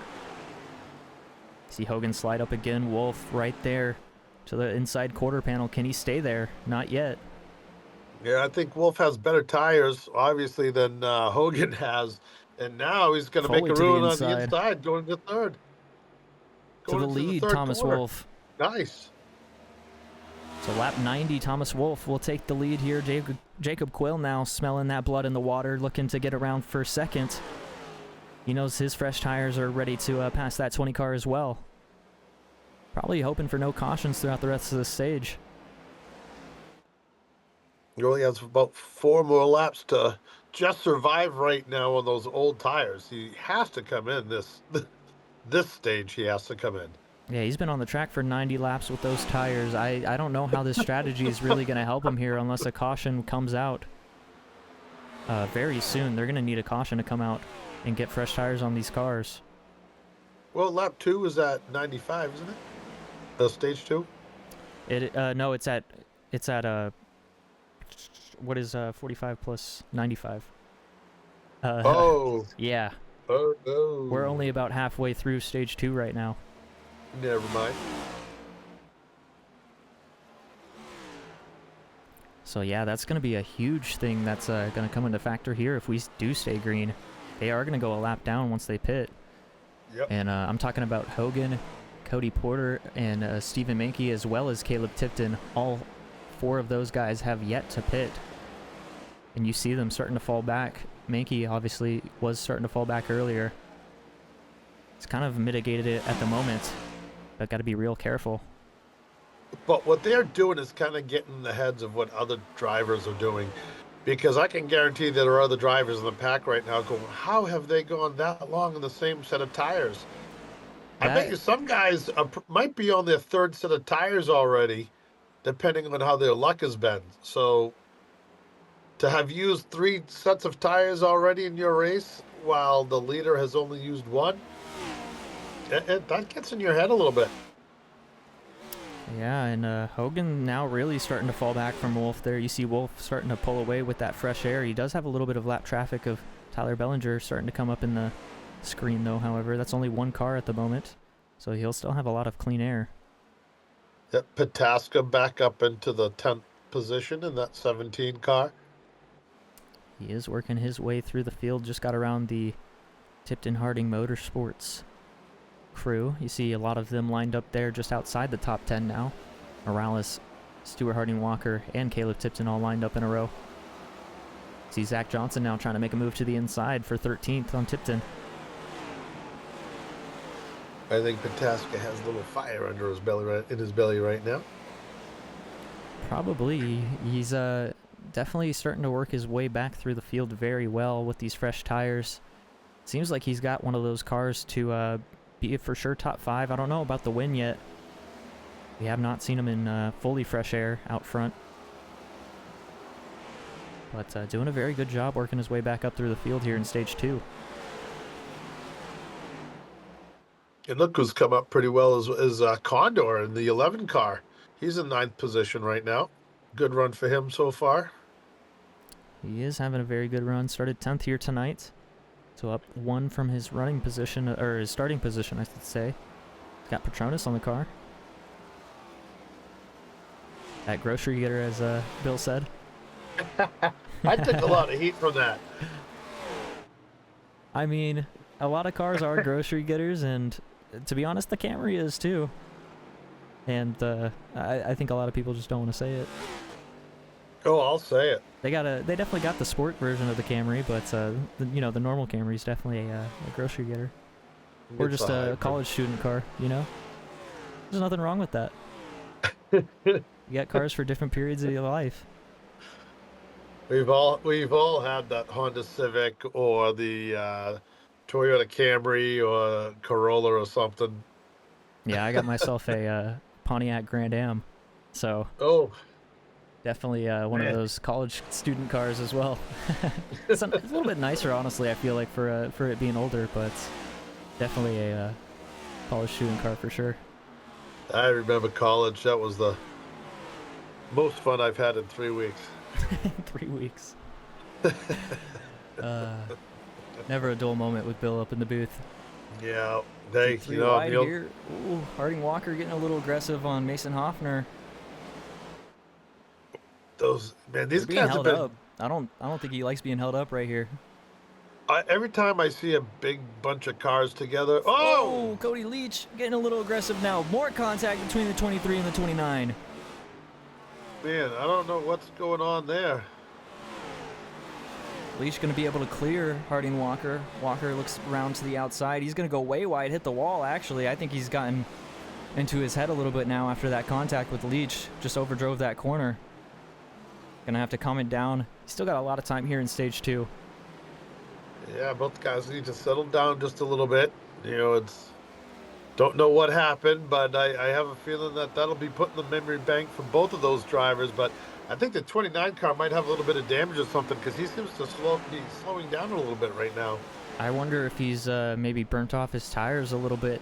And obviously with that contact there, him sliding around the track and then plowing into the wall in 1 and 2 there just after, I wonder if that heated up the tires just enough to kind of need him to back off it. But they're still all bunched up here. This is a battle for 15th all the way back to 20th. Oh, big contact between the 97 and the 18. That's also Hayden Higginbotham involved. Vince Mitchell and John Connor. The first two going around, and we're under caution once again. And that is what Boyd Hoggan and the rest of those guys that have not pitted needed. It is, and I don't know who that other blue car was, but the front end of that car was demolished.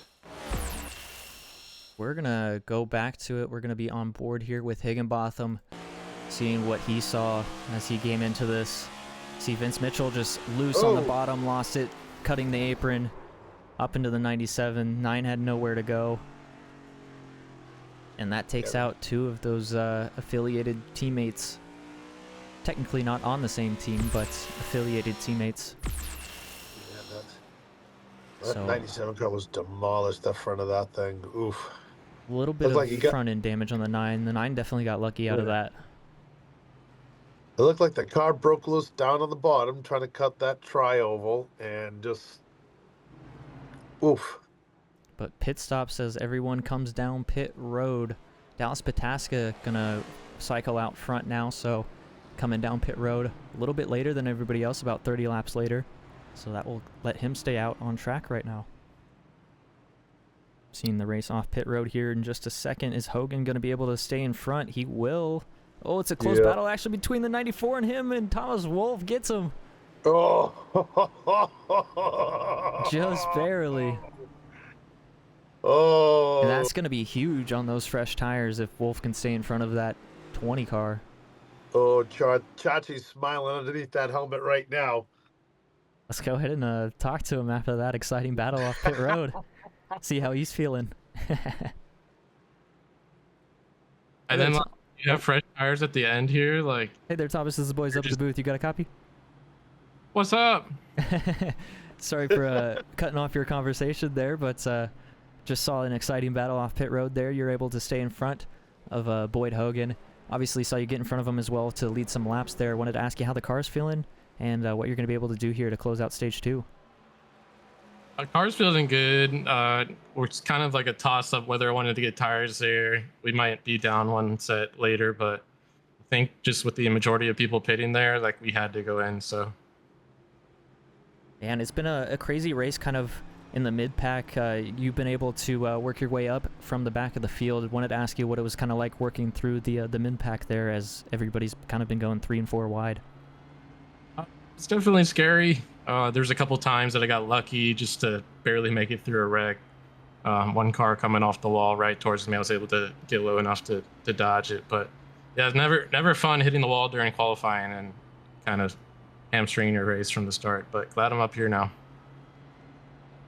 Well, Chachi, I'm enjoying watching you come through the field. It's been a lot of fun. How is the track changing? Is it changing at all, or is it just pretty much the same as it was at the start of the race? I mean, people are definitely getting more and more pissed off, so there's that. But as far as the surface itself, I think it's getting a little warmer, but other than that, it's holding. So. All right, brother, go get them, and hopefully we'll be talking to you at the end of this thing. Yeah, on the front row for this restart. Yeah, I don't know how that happened. I guess 2 people wanted to go behind Dallas, but cool. All right, well, good luck here on this restart. Hopefully we'll be talking to you a little bit later. Yep, peace, fellas. See ya. So Thomas Wolfe still going to be on fresh tires compared to Dallas Pataska, 30-lap fresher tires, so this still might be in his advantage. We are going to pace around for just one more lap, though, as you see a couple cars still trying to catch up there. I believe Joe Wright got the wave around the lucky dog that time. There was still 3 or 4 cars coming around turns 1 and 2. Vince Mitchell's also on pit road at the moment. He is a lap down now after that incident.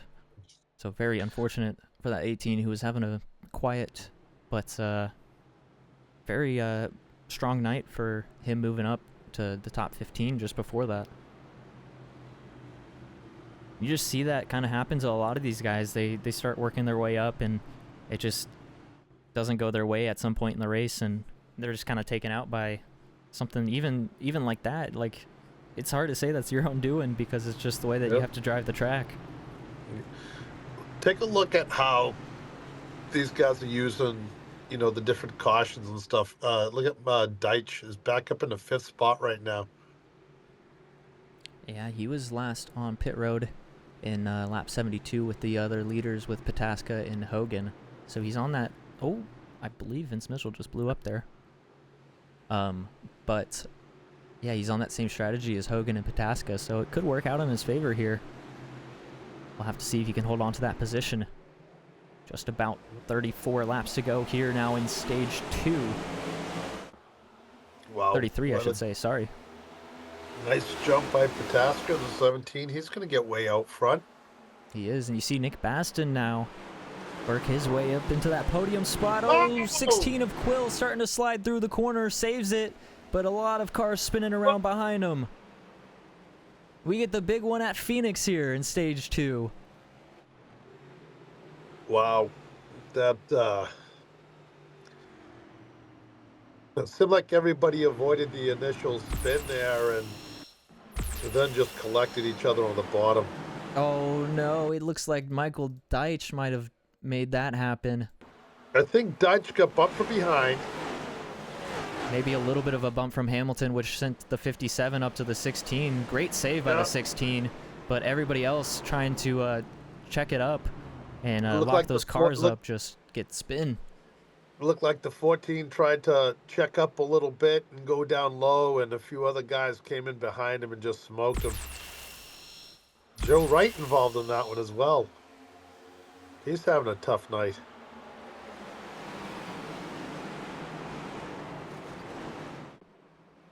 Yeah, it looks like the 45 kind of just checked up a little bit in front of the 14. They came together. Joe Wright, oh, just nowhere to go as the 14 is just there. He's having a tough night tonight. So a bunch of cars on pit road after that incident, Cody Porter being one of them. Interesting strategy there from the 0-4. Josh Stoltz, Zach Johnson obviously going to go down pit road after being a little bit involved in that wreck. Tim Silva on pit road. Hayden Higginbotham still on pit road as well. Keith Hume filling in for that 56 is on pit road. It says he's in the 0-4, but that's not actually his number tonight. Filling in for Tommy Carroll, who was unable to make the race tonight. So now 10 cautions so far tonight. Are we going to hit 13? Well, I think that I think 13 is going to be just a rusting point. Yeah, I think we're looking. Man, I think it was the ARCA cars had 20. So unfortunately, I think that could be a possibility. It could be, and that also does play into a lot of these drivers' strategies of what they do throughout the rest of this race. Because if we kind of see what we saw last night, where it will start to clean up here in stage 3 and we get a really long run like we saw, you know, kind of there in stage 2, it'll be a very interesting strategy for all these guys because everybody's going to be on different strategies with all these cautions coming out at this point in the race. Well, I hope there's not 20 because I have to go to Martha's Vineyard in the morning and my ferry is early. So I don't want this to be a midnight race. Luckily, it's only 9:38 at the moment for you guys Yep. out on the East Coast, 8:38 here in Central Time, and 6:38. They still got the sun out in the West Coast right now. But Dallas Pataska holding on to the lead. They're going to go choose here. Thomas Wolf decides to stay behind him. Boyd Hoggan goes to the outside. See Corey Mott now work his way up into the top 5 with that choose. Alan Phillips going to be 6th on this restart. A couple of those guys getting benefited by choose cone by going on the outside here. We'll see if they're able to keep their cars up in these positions. Really excited to see how some of these guys are going to work through that field to get to where they need to be. Some guys that are noticeable in the back of the field. You see Cody Porter in the back there. Cody Leach in 16th. Jacob Quill after that spin is in 16th. Or I shouldn't say spin. It was a half spin, I should say. He's back in 15th, 16th. Caleb Tipton's outside of the top 10 as well. And Cameron Albertson as well being involved in that one. Just inside the top 20. So a lot of those guys that we've been seeing contending up in the top 10 all year kind of stuck in the back. But green flag back out here. And we're racing once again here in Phoenix. What a jump Pataska got in the front of the field right now. 5 wide mid-pack right there in the Shriners Children's 250. Oh, and there they're doing it is. again.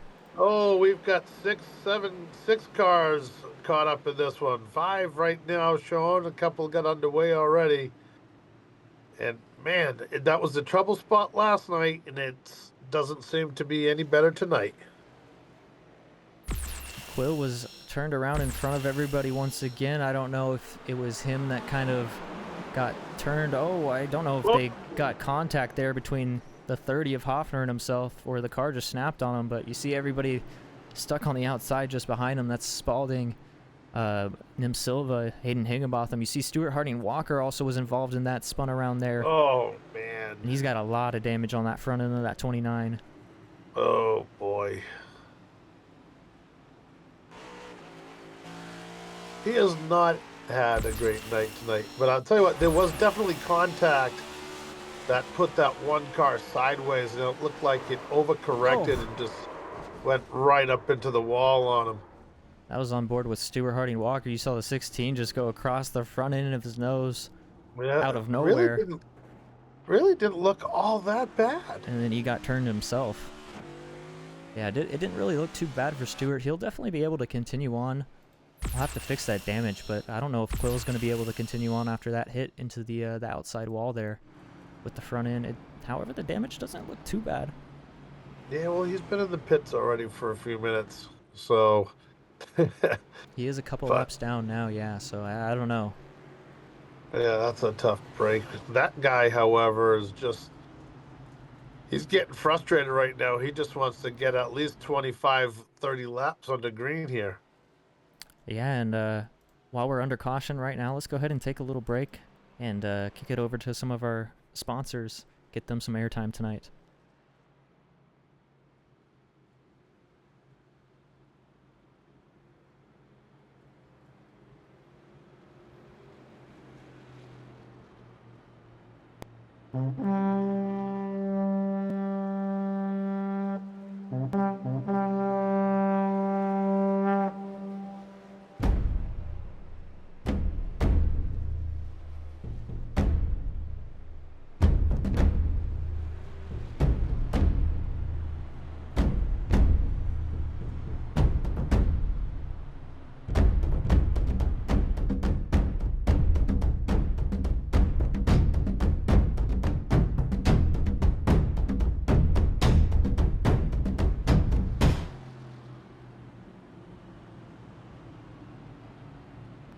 Are you ready to take your sim racing to the next level? If so, VRS is the answer you've been looking for. With our competitive subscription, you will have the telemetry, setups, tutorials, and everything you need to analyze your driving. Our data packs and the ability to compare your driving with the best in the world will show you exactly where to adjust your inputs, change your driving line, and shave seconds off your lap times.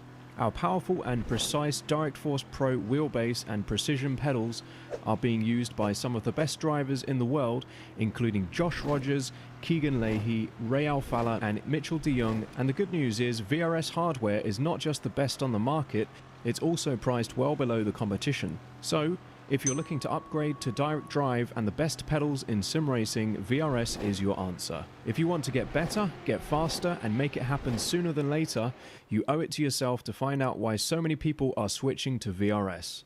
You'll be so glad you did. Get the VRS Direct Force Pro today.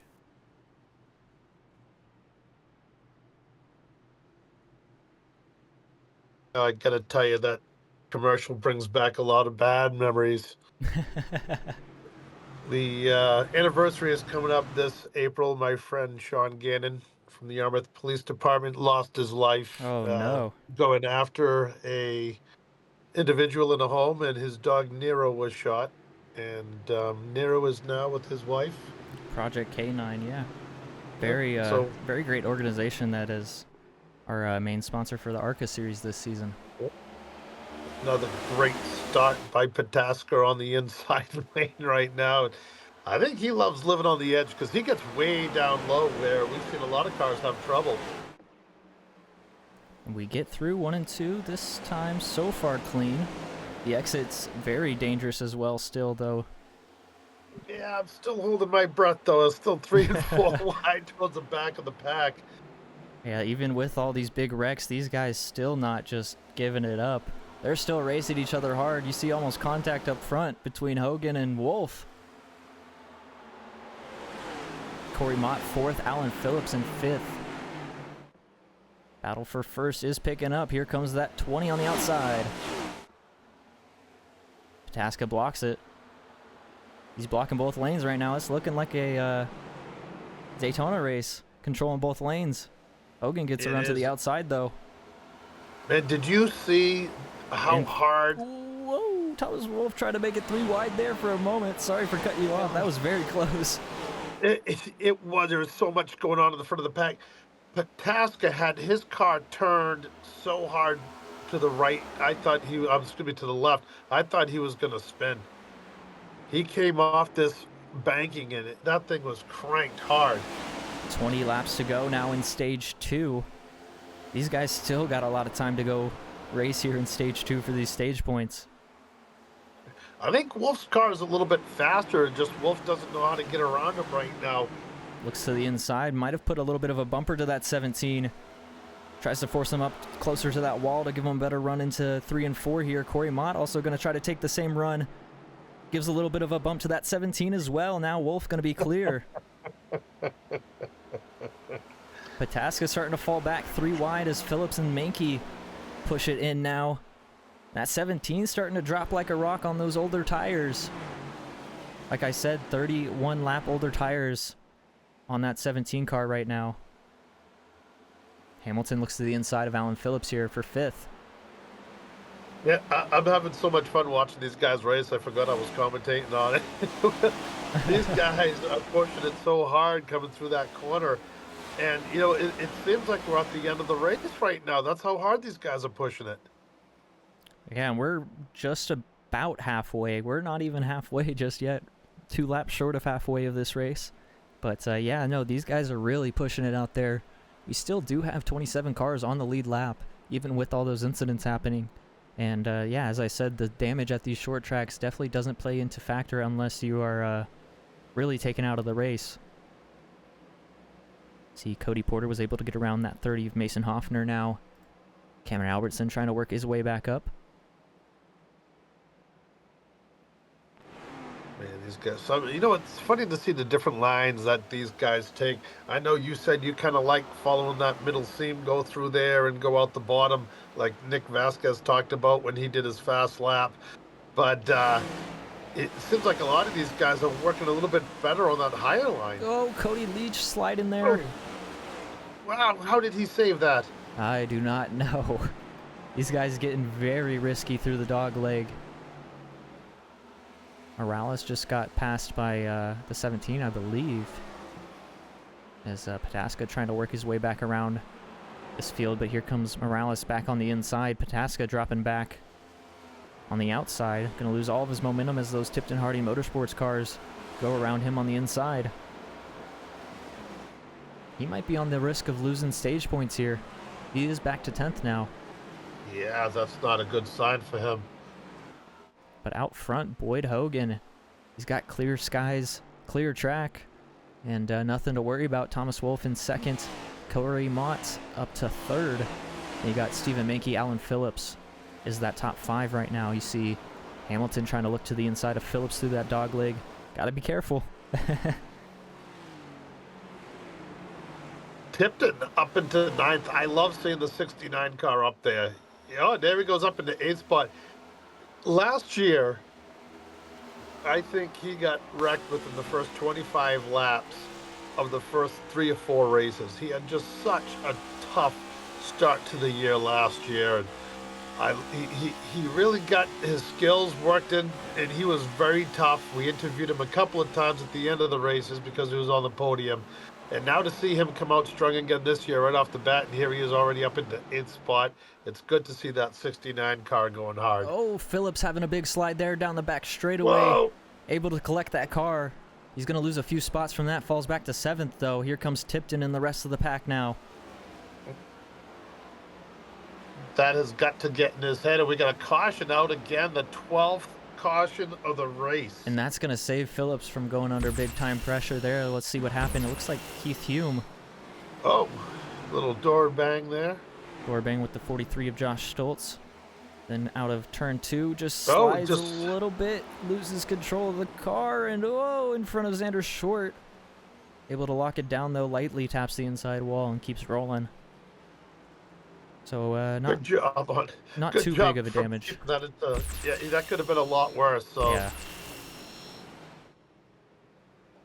So now, unfortunately, 10 laps to go here in stage 2. What is the choice by some of these guys that haven't pitted in about, what is it, 60 laps now? Pataska looks like he stays on track. Nope, he pits. I'd rather pit on the 12th or the 14th caution than the 13th caution. And right now we're at 12. One more caution will tie last night's record.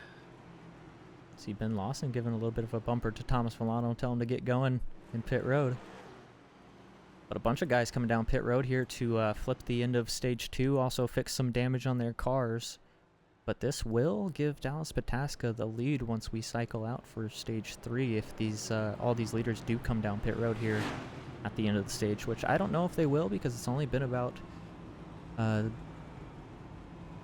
28 laps on these tires. So with the long runs that a lot of these guys have been doing, I don't know if we'll see any of these guys come down pit road here.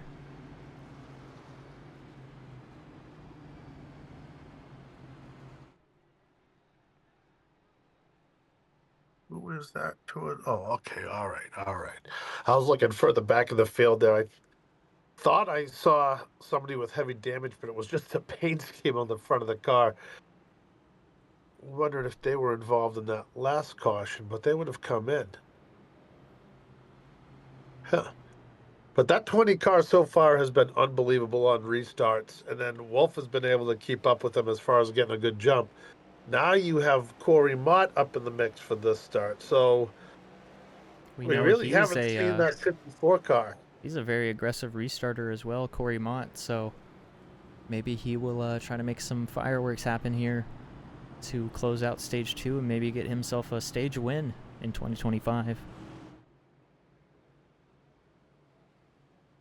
Last season's regular season champion. Currently sitting in 3rd place right now. He would love to repeat. Yeah, I mean, going into the playoffs as that first seed, well, I guess technically he wouldn't have been that first seed, I believe, because there's guys with a few more wins and just stage points and stuff. But yeah, going into the playoffs, you know, technically first in points before everything gets reformatted. That's a huge thing just to have momentum. Yep. Obviously, it's a long time till then. We still got about 30 races, or about 20 races till that point in time. But yep. It's always in the back of their minds. See him go to the outside there. We might be speaking a little bit of Corey Mott fireworks into existence here. Right. Yeah, he's going to be starting technically second. Wolf decided to stay behind Hoggan. Mankey follows in behind Mott. And you know, for people, don't think, what happened there? Why is it showing me Alberson in first place? There we go. Okay. Whew. I think it's just the short track timing. Sometimes it messes up a little bit. I was going to say, Mr. Jack Daniels, you're going on the back shelf right now. Oh, there we go. Hoggan back up front. Mott starting second. Wolf third. Mankey fourth. Now, Mankey and Mott have worked together before. So this is going to be a pretty good restart because all four of those cars are very good at restarts. Yeah, Let's Corey see how they Mott, do. Thomas Wolf technically in an alliance now as well with Wolf joining Patriot Motorsports, which is owned by Zach Johnson, one of the Palmetto Motorsports drivers. So that's definitely going to be a huge help on this restart. Possibly could pin Hoggan in here and try to get around him, both of them, try to get around him on this restart. I think that's kind of wishful thinking right now because Hoggan is just so good on these restarts. Yeah. He does control the field. The lead car controls the field, and that's exactly what Hoggan does. He controls the field. He's had very great restarts there on the bottom pretty much every time here tonight. Nobody else really been able to match it, and he's just been getting away. And he's very consistent with the way he does it. He doesn't play with the brakes or anything like that. Very consistent speed. He does it the right way. He just waits, and he goes when he wants to go, like he should. See how he does now. Rolling through the restart zone back There onto it the is. gas pedal, and he's cleared big time.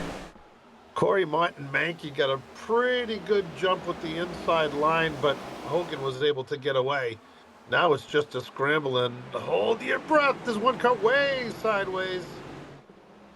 4 wide in the back there. That's looks like the 88 of that's Tyler Bellinger. Sorry.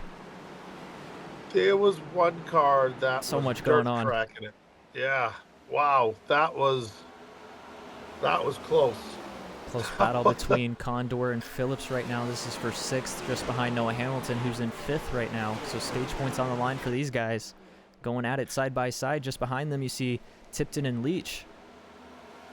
Phillips having a bad night last night, and he's been fast every time we've seen him, and he's one of those drivers that we seem to talk about every week, but unfortunately bad luck gets him every race so far. So I really want to see Phillips have a really good solid run where he starts out front and kicks it in. I think we're going to see this kid on the podium more than once this year. They're going to make it through there. Tipton drifted up the track there in 1 and 2. That allowed Porter to close into the back bumper of the 23. Kind of gave him a shot into the corner, and now Tipton slides up into the 23 again. More contact. This could be huge. They save it. Now, these guys were going at it early in the race. And both of them just lost out on stage points. Oh, Zander's short. Oh, my goodness, what is going on right now? Cars loose everywhere. Short able to save it as well. And all these guys outside of stage points now. Pataska going to try to get around Stoltz here to get at least 1. But out front, Boyd Hoggan, 94 out of 95 now in stage 2, looking to take home stage 2 over Thomas Wolf. Corey Mott getting hunted down by Stephen Mankey right now. Oh, I cannot wait for Octane next week. Oh, you're going to have some good spots tonight. Cody Wow, Leach these guys still door banging. Battling, side He's by door banging with side. Zander Short now. Here comes Tipton once again, giving him a little shot as well. Those Fords are not happy with that 23 Toyota. Last lap of stage 1, or stage 2, I should say. Hoggan gonna walk away, it looks like, with stage 2. Thomas Wolf going to be second. Yeah, Wolf is kind of wondering what he can do to catch Hoggan. Hoggan is just ripping some laps. And now Corey Mott has got his hand full with Mankey. Mott drove it in just a little deeper that time to make sure that the 6 stayed behind him. See the rest of the field coming through as we round out stage 2. Hoggan, Wolf, Mott, our top 3. Mankey, Hamilton, Phillips, top 6. Then you got Condor, Porter, Pataska, and Pete Morales rounding out the top 10, getting themselves some stage points here in stage 2, and that's the unlucky 13 right there. 110 laps to go. Going to be a little bit shorter than that for stage 3 here, since we'll kind of roll over on these caution laps.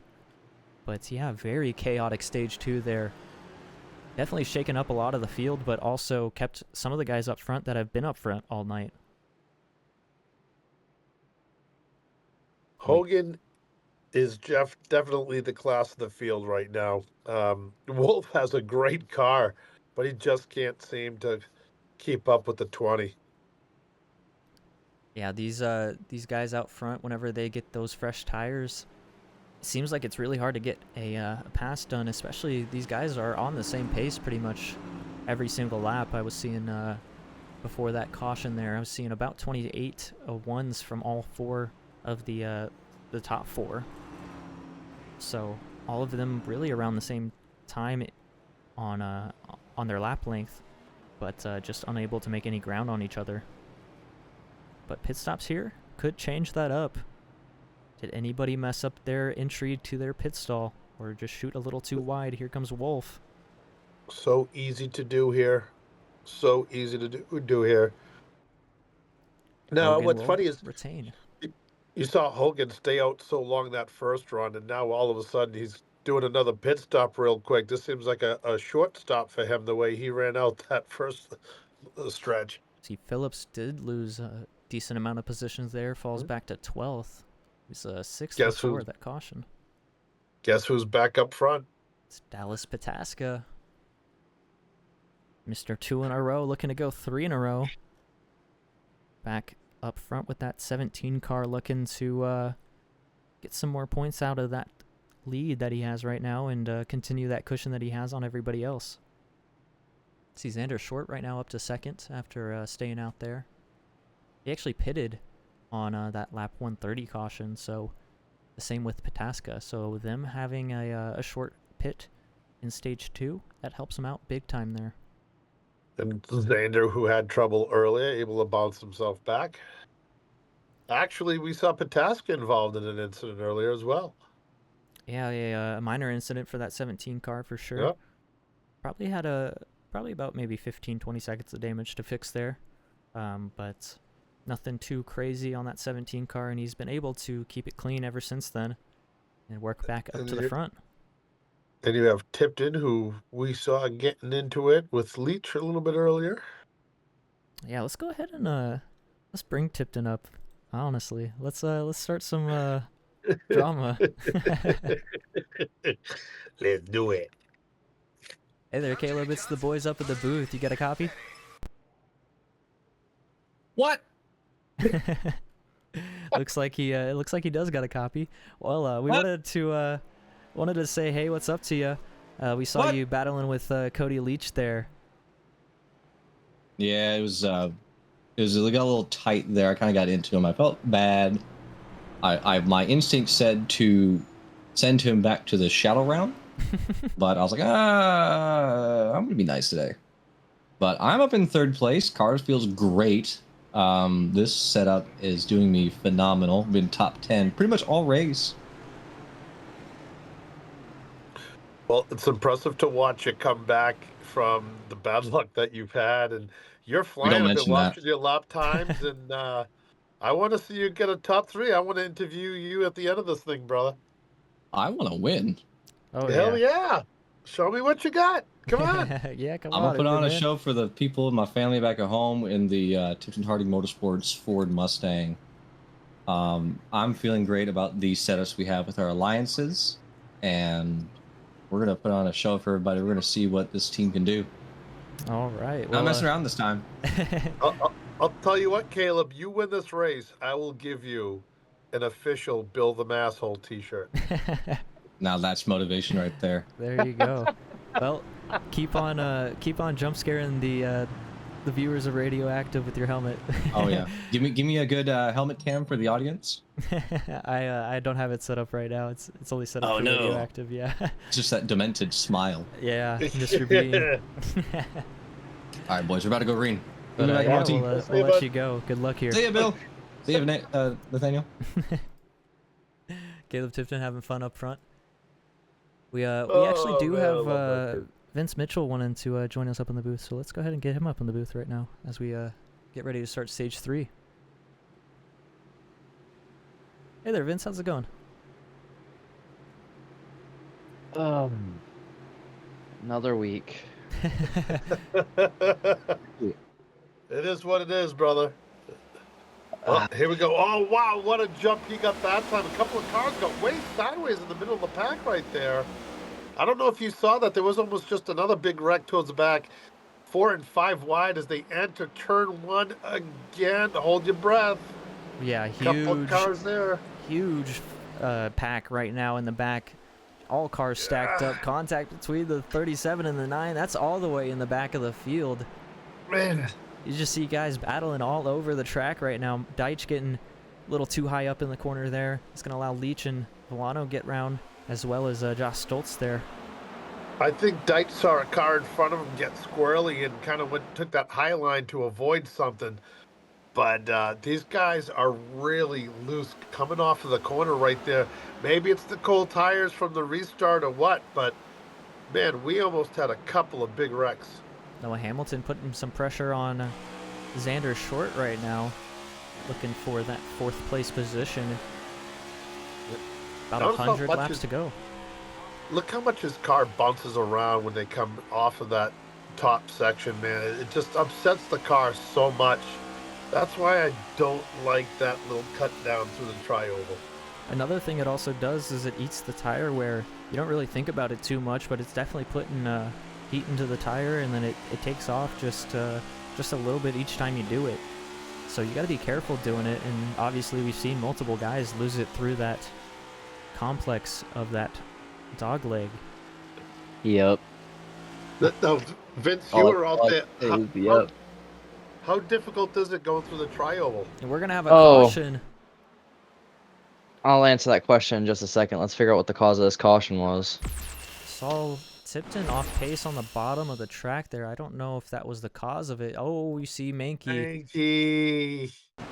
Looks like Mankey lost it. There wasn't a incident report for it, so it looks like he just slides. It's Tipton. They all kind of start checking up, sliding, and yeah, around goes Mankey there in the back. You see him in the outside wall. I think he'll be okay. He doesn't seem to have much damage, but it seemed like he entered the corner just maybe a little bit too high, a little bit too hot. Back started coming around on him, and he just could not check up in time. Tough break for him, but he's got a fast car. He'll be back up there. Yeah, he should be able to make his way back up. But yeah, back to you, Vince. What were you about to say about what was going on down there on the track? We know you were driving out there earlier. I wish I could actually hear you over the loud drivers right now, since I'm still queued up in the race, splitting between the two. But to answer the question of how rough the dog leg is, like early on with fresher tires, if you kind of line yourself up properly, it's not loose at all. It's pretty planted. It just depends on how you enter into one on like how the car is gonna feel for the rest of the lap. Yeah. Unfortunately, my 2 mishaps were in the dog leg. Honestly, like the car felt fine the entirety of the time. On the later half of the runs, the dog leg, like I was kind of swapping between the dog leg and running close to the line and kind of just using the momentum outside the banking. So seeing the drivers swap up and do that is going to be essentially what it's going to be for tonight, because you can't consistently run down there in the dog leg. It will eat up the tires a bit more than what you think. My typical momentum swing was that little fine yellow line right at the dog leg. you actually do like lose a little bit of grip over that compared to the dog leg. However, you can carry just as much momentum, and there's so much grip on the high side that you can beat the guy on your inside going into one using that. So knowing that, hopefully these guys can utilize that on the fresher tires compared to some of the guys that might have stayed out and have a little bit older tires because of all these cautions.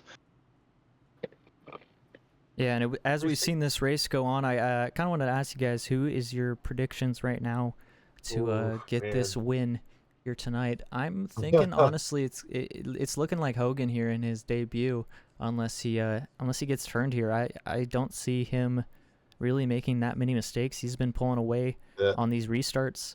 How you guys feel? I'll let Bob go, or not Bob. He'll go first. Hey, I've been called worse, man. Billy Bob. Billy Bob. Yeah, no, you can go first. You've been up here longer than I have. Just give your lay of the land. Give your sights.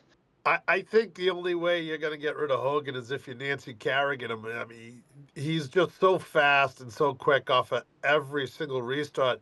But the guy in front of him, Pataska, man, I don't know. It's going to be just a street fight between these two, I think, right now. And the person who can benefit the most is the Uberman right behind him. So these guys get into it too hard, and they hit each other, loop each other. You know, he's going to be right there, and so isn't Wolf. There's just so many cars that can win this thing. Yeah, you see a lot more of the usuals up front now from last season. Yep.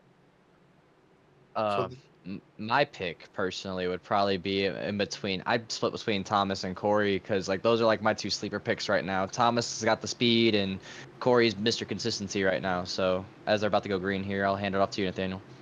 Yeah, getting to the restart zone here. Shouldn't be Geico anymore as it's not that in real life, but back on that gas pedal, green flag back out. Pataska gets us rolling once again here in stage 3. Here comes Hoggan to the outside. Pataska gonna cover it off, but Zander's short. Fighting back on the inside now here for second. Wolf's looking a little bit 3 wide going in the corner, but he will not be able to make it stick.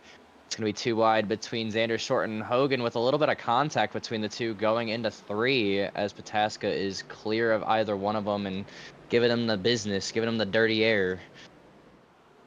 Both of these cars going side by side, and there it is again. Caution again. And this one might be another big one. I'm seeing multiple cars in this one.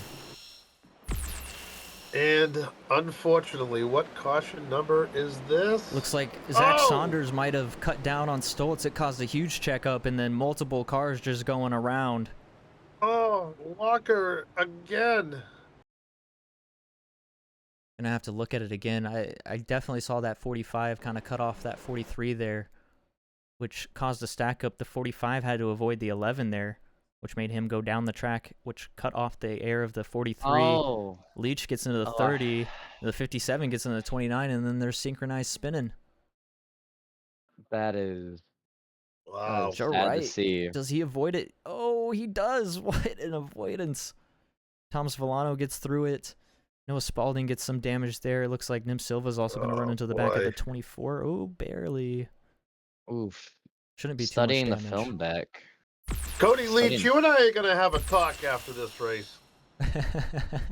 I mean, I don't really know if that was Cody's fault, to be completely honest with you. Watching it back, the 48 and the 30 make a little bit of contact as the 45 kind of got a little bit loose and it caused a little bit of an accordion effect, to be honest with you. I mean, I had nowhere to go.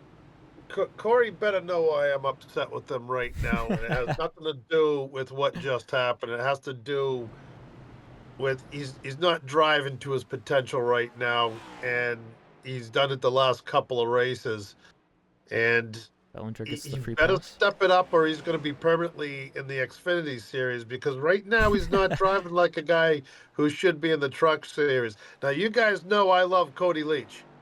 You guys know he's my boy. He's my man. And I know he can drive a lot better than what he's been driving the last couple of races. And he needs to knock it off and get his head squared on and get out there and start moving. Knock it off. Get out there and race.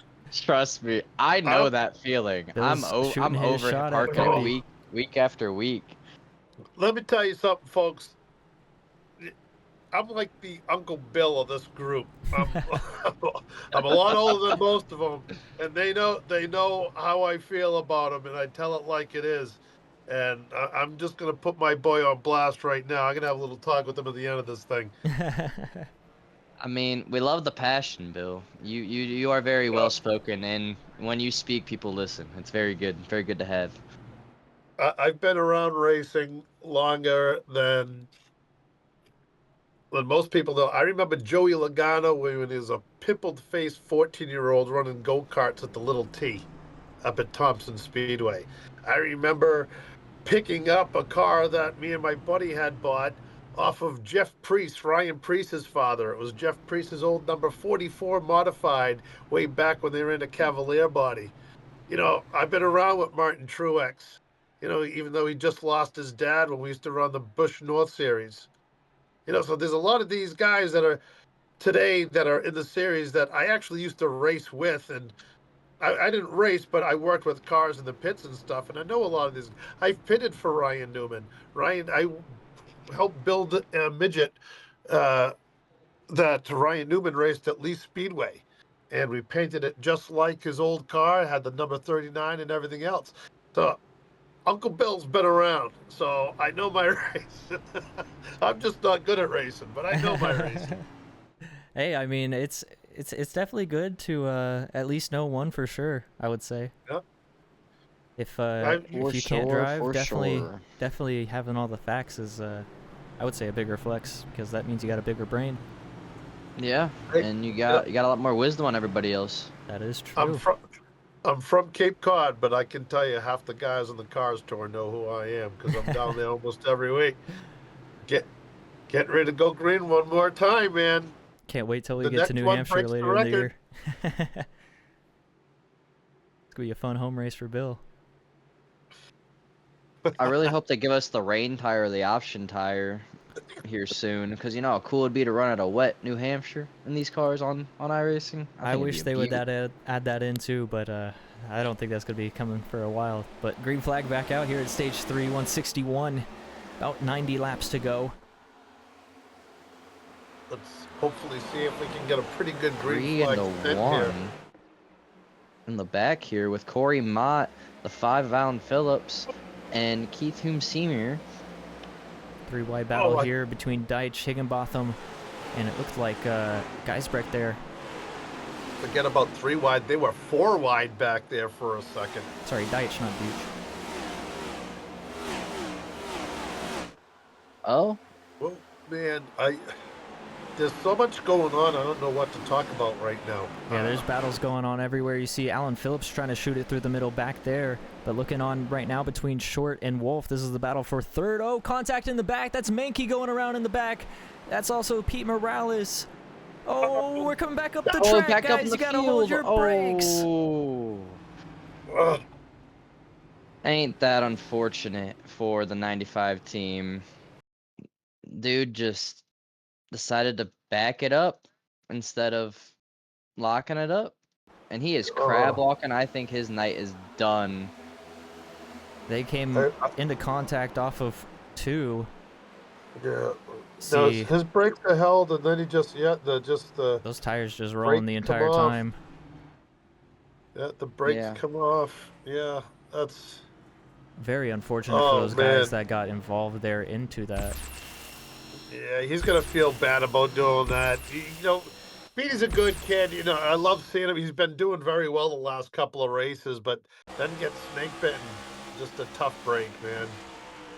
It happens to the best of us. I mean, if anybody knows the feeling more than anybody, I think it's got to be me going into the season. Thomas Villano It's week after week. It happens, you know, and it's part of racing. You know, sophomore slump is real. You know, things like that. Rather have it early than later. Yeah, I hit the slump during the summer. Rather hit it now and a rebound and go from there. Bellinger gets another lap around. Should be on the lead lap, I think. Do you remember what I said about cautions earlier? Cautions will breed cautions. We say that all the time, to be honest. No, I was talking about how the ARCA series had 20. Oh yeah, the 20 cautions. Yeah, we're about 4 away from that right now. Yeah, boy. So I hope I'm wrong. I don't mind being wrong. You know what? I'm gonna do a little bit of stat research in real quick while we're under caution and see what the race last year had for cautions, because we definitely had a lot of cautions last year.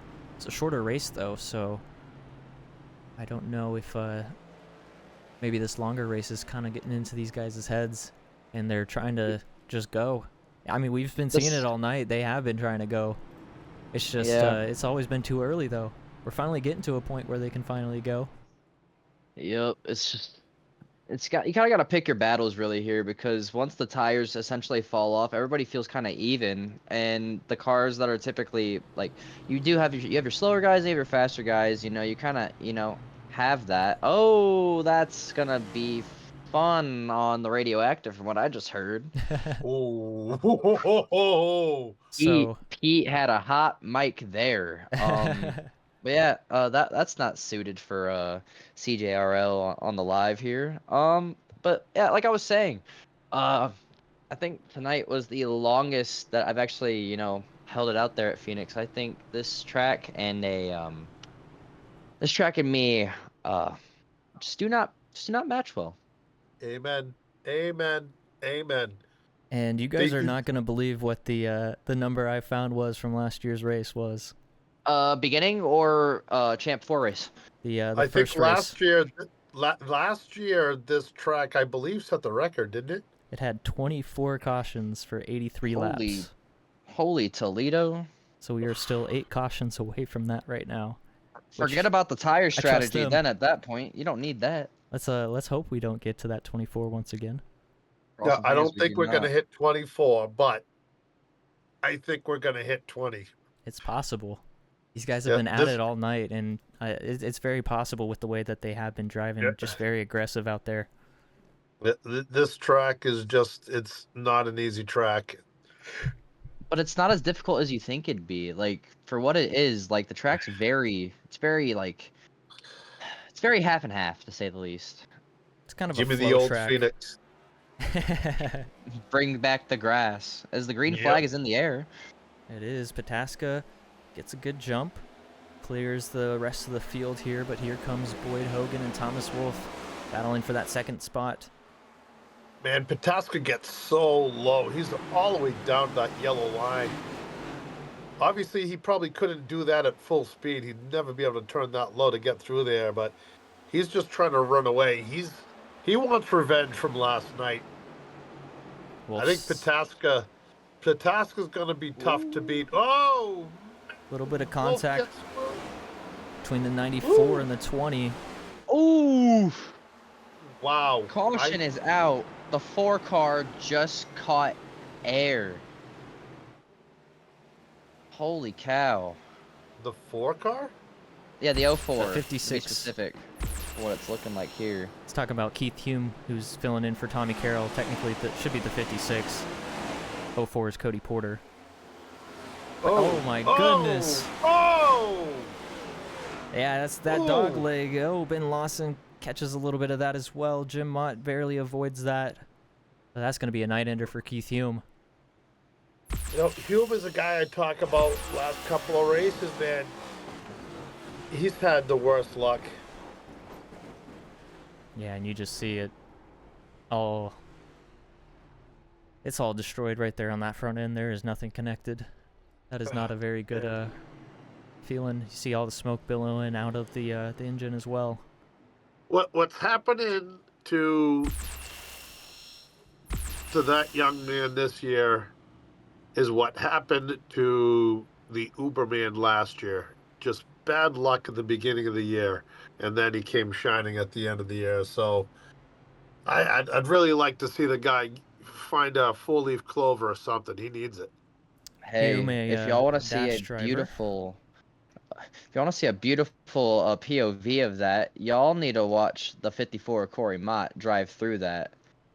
Either the 54 or the 43, because both of them had that car go under them or over them, to be specific. Especially the 43.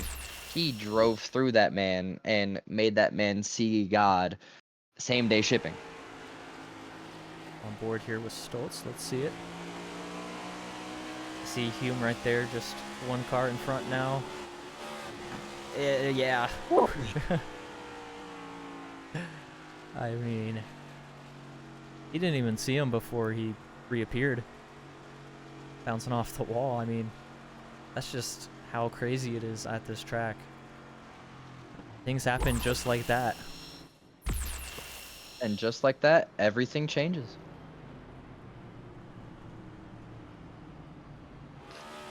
We are closing in on 80 to go. Actually, we are at 80 to go now. So, let's be real here, guys. I don't remember much of what the strategy is. I don't know who's taking tires and who hasn't, and how many tire sets these drivers have. But if they have at least one in the wings, they should probably split it here, 40-40. Or, worst comes to worst, just stay out and pray. Because these cautions, they're just going to keep ticking down, and you might not need to get tires if everybody else stays out. Everybody has a fresh set of shoes near the end. Hoggan didn't lap for the first, 90 laps? Yeah, I As mean, far as tires, he never changed his tires for like 90 laps. So. Yeah, he stayed out for 90 laps on those first set of tires that he had, so we know he probably has a few sets still left in pit road, probably 2. I would say majority of the field probably has 1 right now. Yep. And he was still pretty quick. Yeah, just knowing how to keep the tires under you definitely helps. See Chiefs Cone once again. Pataska the bottom. Hoggan up top. Wolf and Cody Porter in that second row. Phillips on the bottom for row 3 with Noah Hamilton to his outside. They've been battling all night as well, kind of been battling for that 5th, 6th spot all night between the 5 and the 1 car. Yeah. Phillips had to work his way up to the front of the field, and ever since he's kind of got up there, he's been able to stay up there. Been doing a good job fighting off all these aggressive dive bombs from everybody else up front. And I mean, it's been happening all throughout the field, to be honest, so I don't blame him for it. If everybody else is going to do it, why shouldn't I? I think that's why we have 17 cautions right now. Yeah. Yeah, so this is one of those records that you just don't want to break. But again, this track is just a monster. It really is a monster. There's just so many places where things can go wrong. Turns 1 and 2 are very difficult, and 3 and 4 isn't easy. Plus, you have the dogleg that can screw you all up. Man, bring back the old Phoenix. I'm sorry. That's... And one parallel I wish they that could put grass back in. one parallel that I'll make from last season is obviously we saw the 24 cautions last year at this race, but once we got to the championship race and we did the full 312 laps, they only had about 4 or 5 cautions, I think, in that race, and we had a very clean race for that championship race. I believe last I was one of them for dooring Nick Vasquez and hitting the outside wall. But yeah, it's just Unintentionally, like the parallel could be the same heading into the championship this season. You just never know. And green flag gonna come back out. Pataska gonna get matched by Hoggan there. Pretty Hoggan even. will be to his Pretty outside. even. Wow! What a start by Hoggan. Ooh, That's the closest we've seen anybody come to staying with Pataska. And we're under caution once again already. Oh, man. These guys just cannot get into rhythm, it seems. I don't know what happened there. 19th caution of the race. Saying Corey Mott. Oh. I don't know what happened to him. Well, He's, I see skid marks right there, and, oh, yeah. Did his car blow up again? Because he did jump to pit road. So, caution out once again for the 18th time tonight. And we are creeping ever so closer to that ARCA number. Yeah, just it's It's been a wild race tonight. It's going to be very interesting to see when we come back here for that championship race. And those championship 4, what are they going to kind of try to take from this race? It's not going to be much. Well, you're also going to be driving. It's going to be a completely different race. It's going to be at night. And also, you're going to be... I think the Cup is in the day, actually. Is it during the day? I believe thought it was is. at The night. last few years it's been during the day. But either way, the way you drive it is going to be different. Here, you're going for it. There, you're going to be a little more timid. You're only racing 4 guys for the championship. Yeah, exactly. So, it will be cooler, though, as well with November weather, so that's something to think as well. Hey, Yeah, guys. I went and studied a little bit of what happened with Corey, and I went in his in-car and kind of listened for a second. He downshifted into second, or went from second, downshifted into first, and it's just like the engine just kind of just let go. That's what I was thinking because of those skid marks that Bill mentioned. So I was thinking Well, that he got- blew up again. He got tapped in the Downshifted. rear, but I don't know what happened really. Like, it was a simple downshift, and next thing you know, it's just the engine just gave out. Like, that is like the most freak accident thing to happen, really. And what those, it seemed like. those Toyota engines expiring on them for the second time this year. Well, scratch that. It looks like a mixture of his pedals locked up and the downshift. Oh, kind of played a interesting. factor. His RPMs just went from like 5,000 straight down to 2 and just locked, and it's like it just wouldn't cycle back over for some reason. Yeah, that I definitely. know what's wrong with it. That Ain't sounds got like an no engine. gas in it. No gas in it. But yeah, no, that definitely does sound like an engine problem for that 54. Could be also a hardware problem. But Regardless, it is very unfortunate to see 2 of the Palmetto cars out earlier. Breaks my heart a little bit more and more each week that we keep racking up the bill. Well, he'll fall to 25th right now, and probably will lose a few more spots if. Oh, it looks like he is rolling, so maybe the engine. Yeah, there he goes. He's up and rolling again. Maybe the engine isn't too damaged. We might be back, chat. There you go. The 54 replaced the hamster and back out on the field. He'll be. Cody didn't like something. 3 laps down there though, or 4 laps down now. Or no, it is 3 laps. My bad. Sometimes it's hard to tell. The way that works, you should get it. The way it's been, you should get those laps back in about 5 laps. It's very possible. But pace car gonna dive down pit road. One more time. Maybe. Hopefully. If we can get a run here to the end, it's gonna be very interesting to see what happens, because we got guys from 130 in Dallas Pataska the last time he came down pit road. Pretty much the rest of the top 10, 142. We got one guy, 151, and Hayden Higginbotham, 163 is Cody Leach in 11th right now. Well, this is actually working against them, believe it or not, because... guys, different strategies. Yeah, well, you know, it gets to a point where saving your tires isn't worth saving anymore because it's too close to the end of the race to pit. So that's one thing they need to watch out for. But these guys are on the hammer coming into turns 1 and 2 right now. Most of the cars are doing well in the front of the pack. The guys behind them get a couple of guys touching, not too good, but they're all going to make it through. We might actually do a lap under green flag, folks. Hold on. Hoggan gonna get passed by Wolf for second. He had to use up all of that 20 car though. Was very close to making contact with him. Yeah.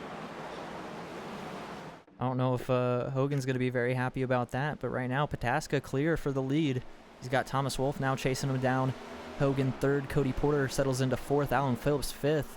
You see 2 Zandervolt cars battling side by side, Basden and Hamilton. Wolf did get the bumper from 3rd place back there. Did shove him off the track just a little bit on the exit of 3. Was not that happy. Those 2 cars racing side by side. It looks like a tuna convention at the local supermarket. But anyways, in the front of the pack, Pataska's starting to pull away a little bit from Wolf, and Wolf is starting to gap Hoggan. Last lap, fastest lap of the race in general for Dallas Pataska and for everybody else. 27.46 out front. He is sending that car around the track right now. And yes, I just took a jab at the Hondas. Always See got all to. these They, guys they under a are the blanket, though. underdogs. They are, and you know what? I want to see them win a race. I just tease them because I can. That's the only reason why. So I love the way that they came out there and did that with the Hondas, and I actually think it's pretty cool. But I'm just gonna pick on them just because. Understandably so here. Me personally, if I'm second and third right now, I do not want to be sitting side by side. I'd be wanting to look at getting a run at Pataska here, but instead they're battling and dooring each other as, I'm stumbling here. Somebody pick this up. There's so much going on. It's easy Hoggan to back to stumble. the inside, yeah, of Wolf there. Cutting down that apron once again. Wolf staying to the outside, though, as they enter 1 and 2. Side by side once again for that second place position. Are we going to see that 20 try to use up the 94 this time? Kind of does wash up the track clear for that 20. Wolf going to try the crossover, though, into 3 and 4. Oh, man, those guys are running real close together right there. Close. Too close for my comfort, me personally. Yeah. And I was just out there not too long ago, and I was dealing with this. That made me very uncomfortable. Yeah, that's really. I mean, it could be camera angle, maybe. I don't know. Ooh, Zander Yeah, short. you know, there's a difference between being there and looking, and that's just kind of borderline. He didn't do anything wrong, but man, there's just a lot of racing to go to put your nose in just that little.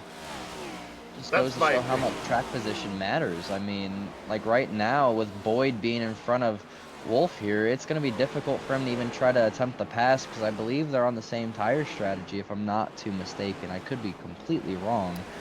And with the Wolf little and tempers Hoggan, between yeah, the they two. are on the same strategy. Pataska is 12-lap older tires, though, so he is doing a good job on those older tires. He's probably saved a bit more with all the cautions, to be completely honest. And but he's with had these nobody two, going for him as well. very true. Very, very true. With these two battling for second and third, it's just going to open the door for him to essentially cakewalk away at this point. Hopefully these two kind of just realize that, like, the bigger goal is right in front of them, and it's fading lap by lap on 12-lap older tires. And that's Mr. Dallas Pataska. Hamilton trying to put the bumper to Alan Phillips. Phillips stays strong there on the bottom. Will stay in front of Hamilton. Phillips finally having a good run. Oh, and caution There goes comes the off Uberman. for the 19th time today. It's Caleb Tipton slow on the track. We'll see what happened to him. Man, see, I shouldn't have offered him that T-shirt. Very limited edition. And with Cody Leach 3 wide, Zander short. And oh no, coming into contact with Leach, and Leach just stays in him. And that's Those two have been going at it all race. And you know what? I gotta tell you something. If I owned that 23 car, I'm putting him on notice right now. He's on is probation. the owner of that car. Yeah, well, if I'm the owner of that car, I'm putting him on probation. Oh boy. I mean, looking back at it here, it's a mixture of the 23 and the 2's fault. I think Zander, he was a bit faster and he got a little bit impatient and kind of just stuck his nose in there. But at the same time, Cody's nose is there. Caleb is trying to, close the door and kind of make it a little bit tighter. And then, there's not enough real estate when you have 3 cars, fighting for the same spot. Yeah, But the problem that I see right now is he's driving with emotion, and that needs to be put in the back of the mind. Tell you right now, the difference between a professional golfer and an amateur golfer is when a professional golfer screws up, he hits the next shot and he's already forgotten about the screw up he just had. And he moves on to the next hole. He's worrying about what's going on 20 laps ago. He needs to focus on what's in front of him and not hit anything. You got to go into this race. If you're going for a championship, you got to think 0 X's. You don't want to get involved in anything. Don't put yourself in a situation where things are going to go bad. And that's one of those situations where a little lift off the pedal, yeah, you might lose half a position or something, but it's better than going down a lap. So Uncle Bill's a little hot with Corey right now. We're going to talk about that later on. Cody, you mean? Cody, excuse me. Too many C names. see how upset I am. That's a new leader out front, staying out on track. Zander Short, last on pit road, 176. Let's go ahead and pull him up and see how he's feeling out front. Obviously pulling a little bit of a strategy as the rest of the leaders coming down pit road here with about 60 laps to go. Get this man up here. Hey there, Zander. It's the boys up at the booth. You got a copy? Yeah, I got you. All right. Currently leading this race, doing a little bit of strategy plays. You saw the leaders coming down pit road there. You'll have a 8-car cushion behind you. So, what are you looking forward on this restart to in that 2-car and throughout this rest of this race here? To be honest with you, we've had a really good car all day. It's just I can't do anything with the traffic, beating and banging with each other, and all these cautions coming out and falling at the wrong times and stuff like that. And then we got a penalty on that a few cautions ago that sent me to the back. Took that as an opportunity to go in, get some fresh tires, top off on fuel so we can make it to the end, and just banking on them, hopefully killing each other for the rest of the race. Maybe we could stay up here and do something with them. But no, Boyd put together a really good car this week, as it shows. I mean, I believe a few of them's on the same set, and I think I just got a black, so that's awesome. Oh no. So, Oh no.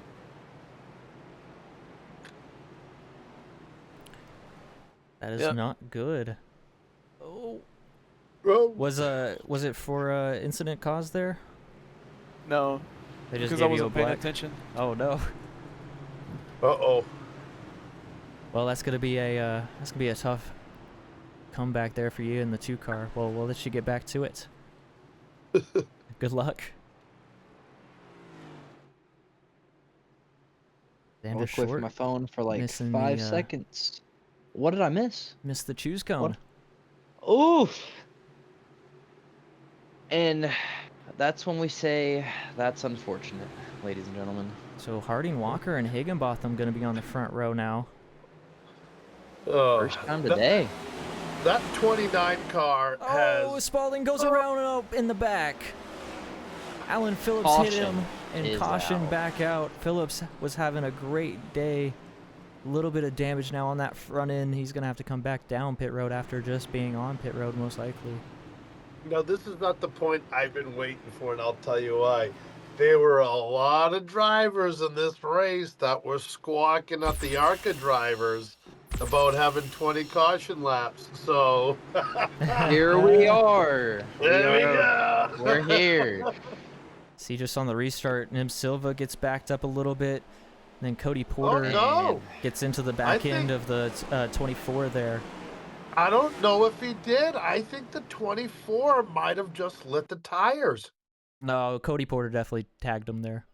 Did he? Yeah. He might have got. Oh yeah, I knew he definitely got into him. It's just I think the 96. Oh. Oh. No, nope. That's like Hamilton shot the 04 up into the 24, who was checking up from Nim Silva, and it's just an accordion effect there, and it sends it around the 24. Mr. Hamilton. He's had a lot of talk the last few weeks. I mean, he loves boosting his confidence and everything and just kind of, trying to show his stuff, but that's just something we can't do this late in the race. I mean, these cautions are kind of getting to be a little bit out there, especially for Cup Series standard. I mean, me personally being in the ARCA race, it was fun, but it's kind of miserable. And I feel like now we're kind of getting to that point where everybody's just kind of getting cranky and putting their hearts on their sleeve and just wanting to get this thing over with coming to almost 50 to go here in the next couple laps. I think it's been that way the entire night, though. Nathan Fuller trying to get around for his lucky dog. That was Nim Silva, I believe. Yeah. Not paying attention to the lucky dog. By any chance, can we maybe pull up Mr. Stuart Harding Walker in the booth and maybe get a word with him and see how he's feeling? Yeah, we talked to him a little bit earlier when he was 1 lap down after getting 3 of them back. Let's see how he's feeling now that he's leading. He may not want to come up because that's when his problems started. The bad luck of the booth. Hey, it happens. Commentator curse. You just don't let it get to you, and lock in. Just worry about what's going on the track. Don't care about anything else. Let's talk to Stuart Harding Walker here. hate it because. Hey there, Stuart. Oh God, I need to turn that off. Hey guys, I told you. Currently out front. How you feeling? I'm feeling pretty good. You know, we brought this Reaper Speed Labs machine all the way from 4 laps down to the lead after Zander Short doesn't know how to make a choose cone. Oh. And, you know, I've got fresh tires on this baby, and I'm feeling really good about myself. I think we might be able to park this thing in victory lane if my strategy works out. Looking good in that car, too, man. Oh, yeah. Hey, Stuart, you know why he wasn't paying attention for the choose cone? Because he was talking never to been us up in the front. booth. He was talking to Because he was us. talking to us in the booth. I don't buy it. I think he'd been in the back so long he forgot that it doesn't change to the one to go when you're the leader. Oh. You know, Zander hasn't been up front much this season. He's not used to being up there, so he's gonna have a nice little break at the back where he can play with people more his speed. Let the mic be getting hot. We love that fire from you, Stuart. Going into this restart, you got your teammate out there, the 9, Mr. Menace himself, Hayden Higginbotham. You know, did not have a really good night with him tonight. How you feeling? How you feeling with with the teammate on the outside? And you guys are controlling the restart here, coming up here soon. I believe in Hayden. I'm more worried about those 2 behind me, especially that 17. You know, I think he's gonna probably try and take it from me unless someone ends his night a little early. All right. Well, good luck. We're getting ready to restart. Hopefully you can hold it together and maybe see the end of the victory lane. Good luck. Hoping so. So Stuart Harding Walker out front. Beautiful, beautiful voice. Beautiful dispute. Stuart needs how to learn how to open up a little bit. I think that was definitely opening up right there. He was opening up a can of whoop ass on Zander What a Short. jump he gets. Yeah. Oh, whoop ass is the start. Yeah. And there goes Cody Leach. Cody Leach, yeah, clear for place. second. There you go, kid. There you go. But Dallas Pataska fires one onto the inside there. 17-23 battling now for second. This is letting Stuart Harding Walker start to pull away here as they hit 51 to go. Get in there. And this is what he's wanting to see in his rearview mirror right now. Everybody side by side as Cody Leach shoots up the track, and it lets Pataska and Hoggan through. Almost Hoggan get by, yeah. Focus, kid. Focus. Just go get it. Use the force, kid. Come on. Bill trying to spiritually connect to that 23 car. Use the Jedi mind tricks on that car and get that boy into first place. I don't think Stewart's going to let it happen. As Pataska sends it to the inside of the 29, trying to make it stick as the 29's overshooting the corner just a little bit.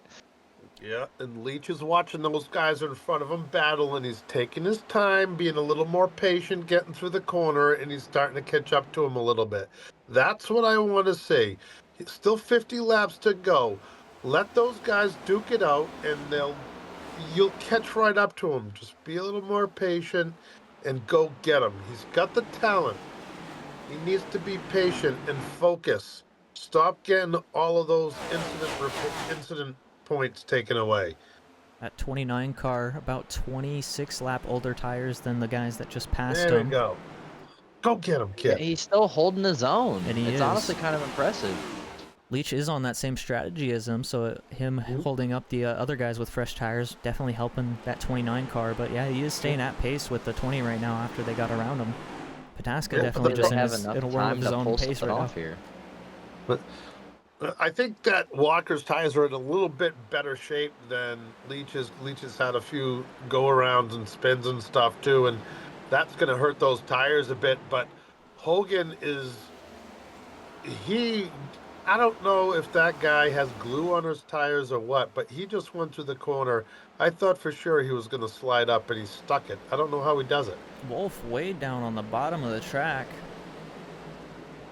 I think he was trying to look for something. Spots, a lot of spots. I don't know what happened to that 94 car.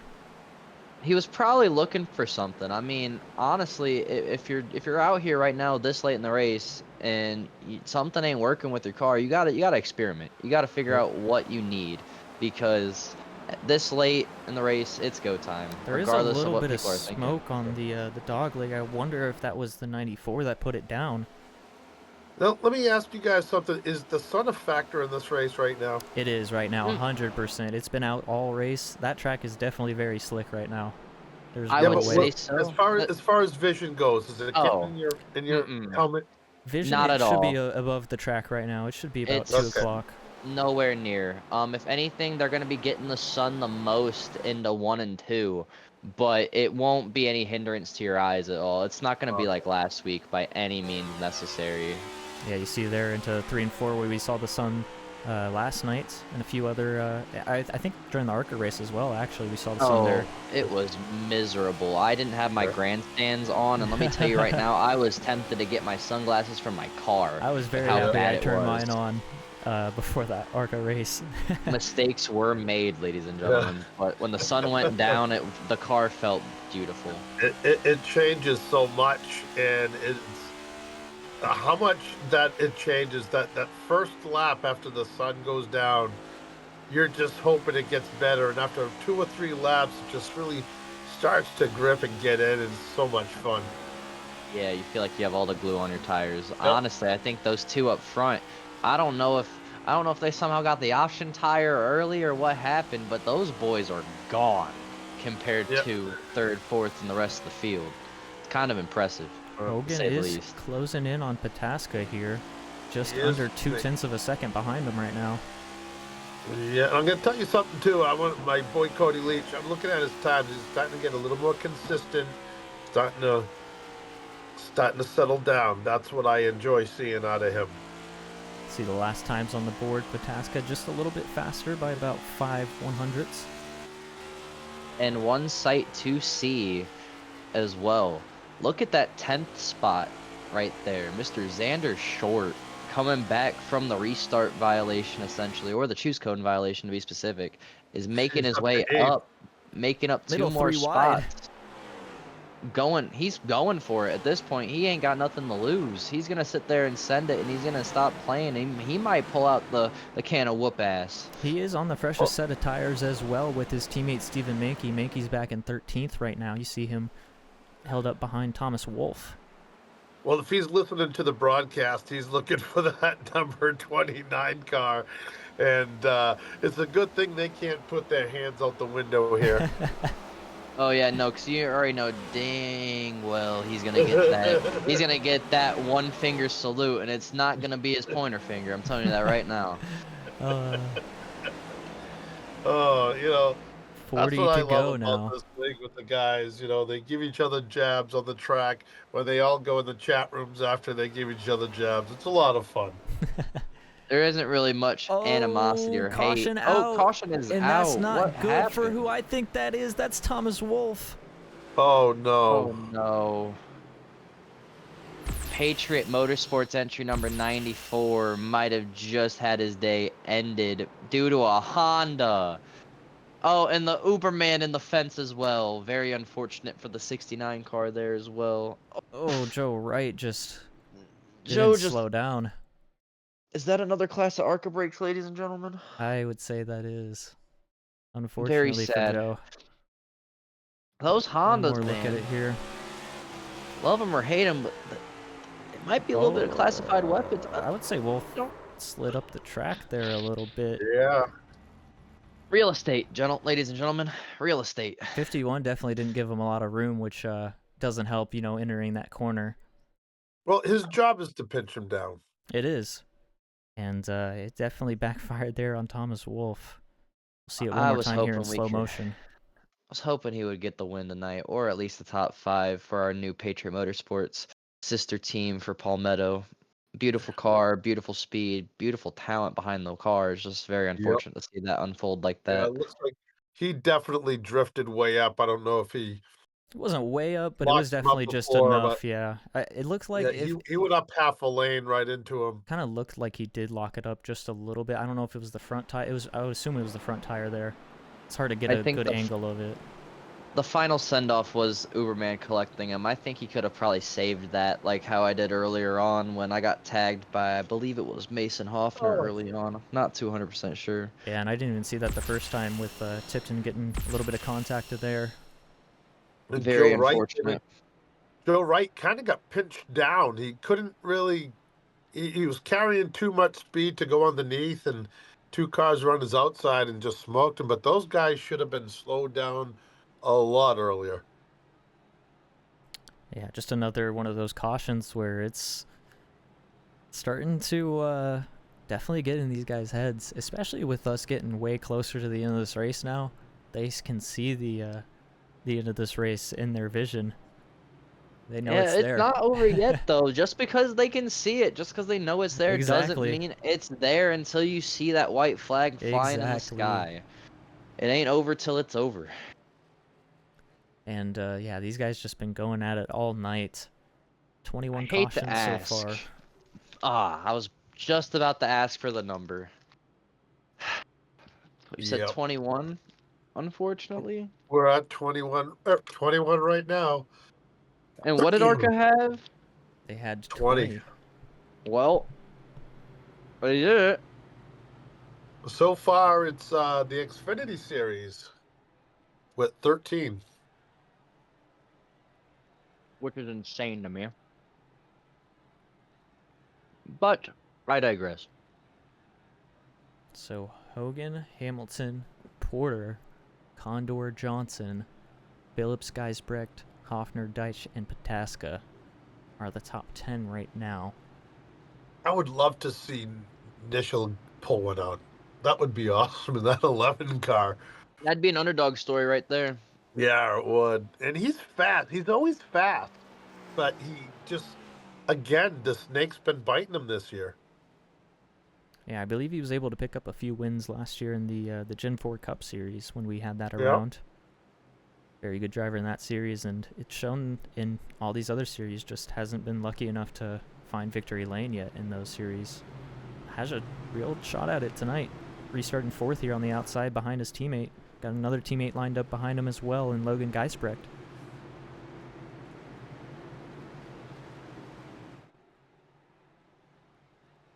Geisbrecht, another Canadian. I had to walk away for a second. But how are we feeling? Who's the pick now?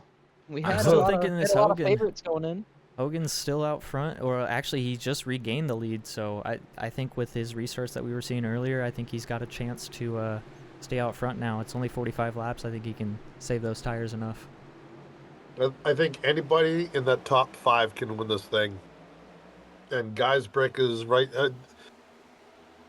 All it takes Zach is one Johnson's little mishap. up there. That's the teammate. A little bit of Can't do the contact between commentary the 5 bias and the this year. 17.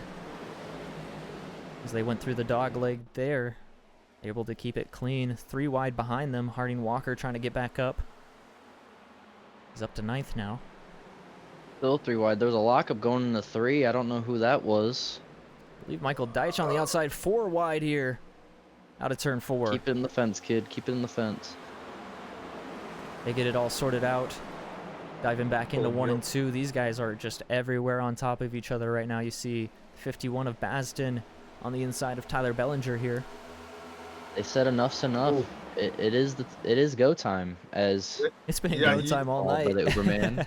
Yeah, it's definitely go time right now. They But got yeah, to for stand sure. on it. These guys have been on it for sure on this restart. Yep. Almost contact between Alan Phillips and Zach Johnson there. There was a little bit of rubbing clear. there from what it looked like.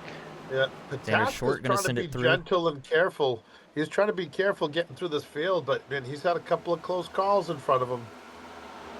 Short now side by side with Zach Johnson here as they enter 3 and 4. Gonna get clear for the moment. Here comes Stuart Harding Walker now as Johnson gonna be stuck on the outside. Gonna have a little bit of momentum here. But these guys Could be able to cutting get the a run apron. and possibly clear him here going into 1, possibly with. Oh, never mind. Fresher 51 tires on the bottom Basden. prevails. Yeah. Still stuck on the outside. Yeah, it's just his momentum is not carrying right now. Just falling right now. Oh, Cody Leach. I think there was a lockup in the back there. Might have to go take a look at that. He looked like he got a little bit sideways. Oh, caution is out. Actually, what happened here? Oh, Alan Phillips slow in front of him. I don't know if it was for him or if he was checking up for it. But yeah, we'll see Leach get loose right there. I'm going to try to see. Oh, yeah, Joe Wright just getting to the 5 of Alan Phillips. Phillips saves it. Oh, Mankey lightly taps him. think Joe's a few laps down, is he not? Battling with the leaders? Yeah, he is right now, 27th. It's not a good few last laps for Joe Wright. But Hoggan out front still. Porter up to second now. Pataska third. Condor fourth. Zander short in fifth. Noah Hamilton just went down pit road there. I believe that is going to be probably his final pit stop that he makes tonight. Yeah, and that's a little slow into his box there. I don't know what was going on. Yo, the 45 also getting a set of tires. Cody Leach, I believe, as well. Geisbrecht, Tipton, and Thomas Wolf. Actually, Wolf has been on pit road since that last incident. Sorry about that. Yeah, just very unfortunate incidents going on. And a lot of these top contenders getting taken out.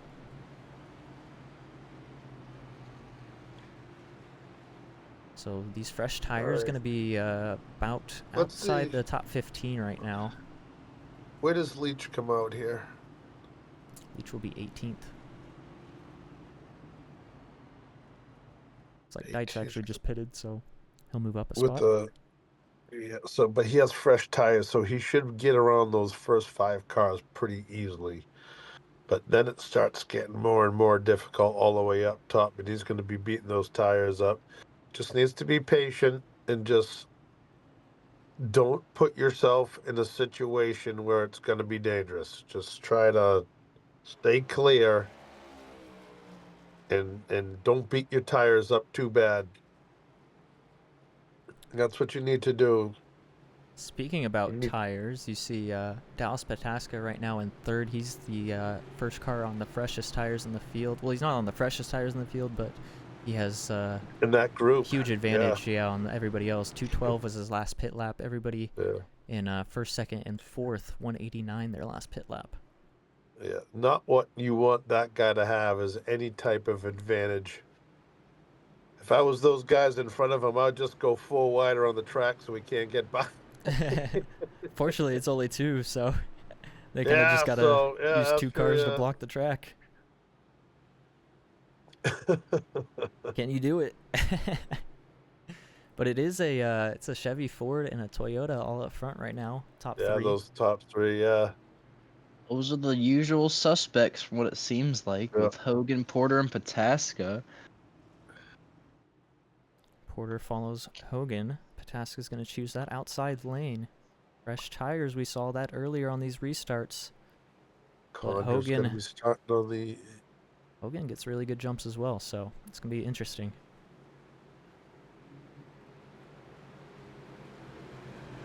Condor going to be 4th. Would love to see that 11 car sneak winner. That would be so awesome. Pace car dives down pit road. Possibly for the final time tonight. Should we say that? It's too early. Too soon to call. I'm not saying it. Knock on wood there, Buckaroo. Yeah. So I have a feeling that we're going to be 1 over our record. So that's my prediction. Sorry, folks. Hate me if you want. Don't worry about it. They call me Bill the Masshole for no reason. And once again, Hoggan jumps out pretty good in that 20 car. Pataska didn't get a good jump there. Oh, a little bit of arrow push there on the 17. They didn't get really any contact, but Zander Short put a lot of arrow onto that right rear. Or left rear, I should say, and it got that 17 loose there for a second. But he's going to power back around on the inside, or outside of that 2 car. They're still battling for that spot. Cody Porter able to clear for second. Short still trying to clear for third. Yeah, like I said, they should go full wide and block that 17 car. But he has a different line. It seems like his car can go almost everywhere he wants it to go. You see the sun is causing a huge glare on the dog leg there, so I wonder if that part of the track's very slick right now. Does Pataska have an issue? I don't think he does. I think he's might be just saving a little bit of tire. Boyd Hoggan just put down one of the fastest laps of the race, 27.46. Pataska now back to the inside. Hate to see that 11 car falling back a little bit. I mean, honestly, it's kind of smarter. Bide your time a little bit, save your tires, because you don't know. Like, we don't know if these boys have any sets left. Oh man, they're getting so close to that top line right there. Oh, almost hitting that wall. Every time you hit the wall here, it seems like no matter where you are, if you touch the wall, it sends you around. And short's clear. Any other track, you kind of get a little bit of forgiveness, but not here. See this big mix of cars right here. Nathan Fuller, Josh Stoltz, Tyler Bellinger, and then Nishil Condor right there just behind them right now. There's a couple tracks on the schedule that feel like purgatory. I believe Phoenix is one of them now. Yeah. The way it races here, like, you cannot, like, it's no quarter given every lap. No. Nope. No, if our tracks were listed beginner, medium, and hard, this would definitely be on the hard part. You wouldn't even think that it would be. It's a very unique style of track. It has its own trials and tribulations, but you would not think it is that difficult here. Well, Richmond's not exactly the easiest track either, and look at Milwaukee. You know, those are difficult tracks, you know, to a lot of different people in different cars, so not surprised at this one, since they ruined reconfigured the track to what it is now. Don't look now, but Dallas Pataska is hunting. Closing in. Last time by 27.63 compared to 27.71 for Boyd Hoggan up front. Yeah, he's starting to close in just a tiny bit. On board with that 17. See a real late break into 3 and 4 there. It helps him. Also a late turn down. Oh, and caution is going to come out. Oh, another caution comes out. And I think this is really the point of the race where you have to make your final stop no matter what if you have a set of tires. Yeah, it's almost... Whoa, pace car. It's almost too late. You know, I mean, it's only 20 laps to go. You're talking almost a car a lap to get back to the front. I am not seeing a cause for incident, but I'll check Joe Wright since he just came down pit road. Oh, it looks like it is him in the 57 of Michael Deitch. Just another incident for that 37 car. It's falling apart right now for him at Phoenix. Not having the end of the race that he needed. Oof.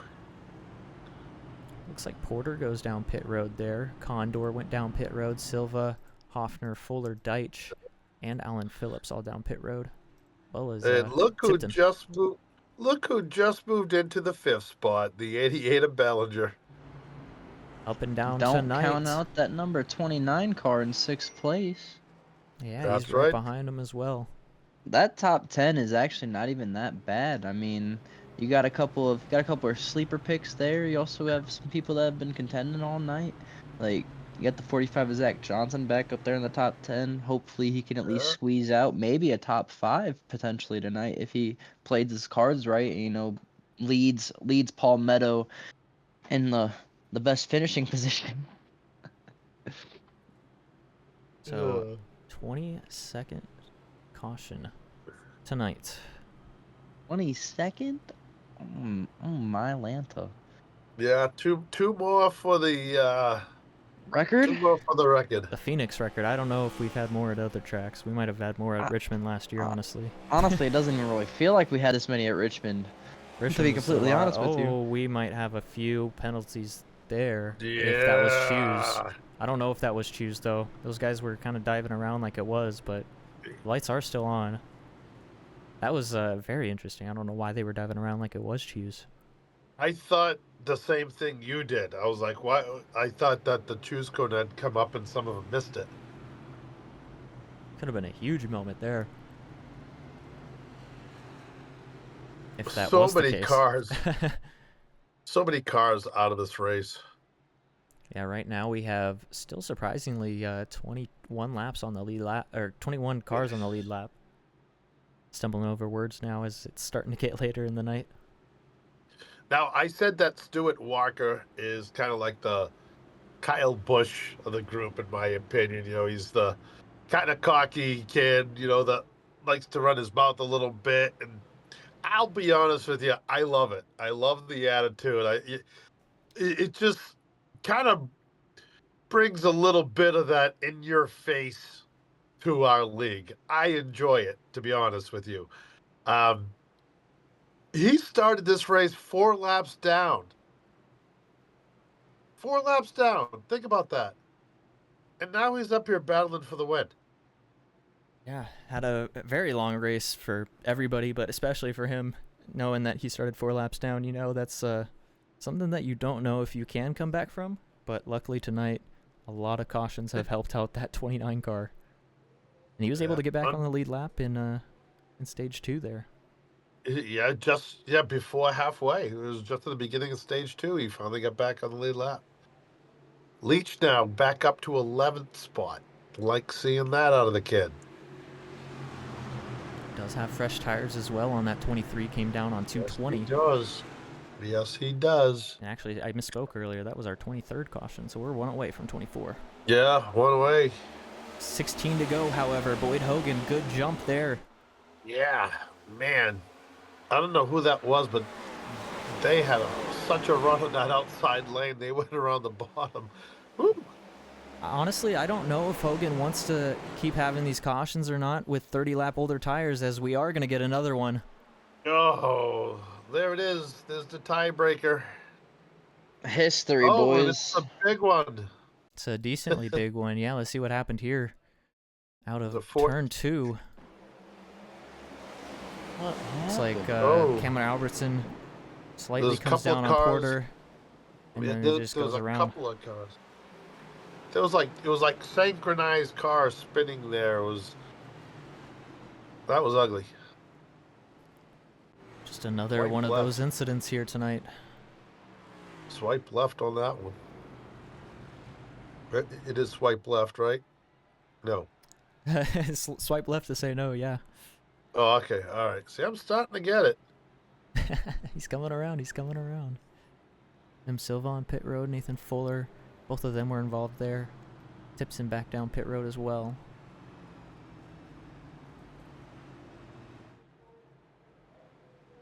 So yeah, as I was saying before that caution came out, do you think Boyd Hoggan wants to be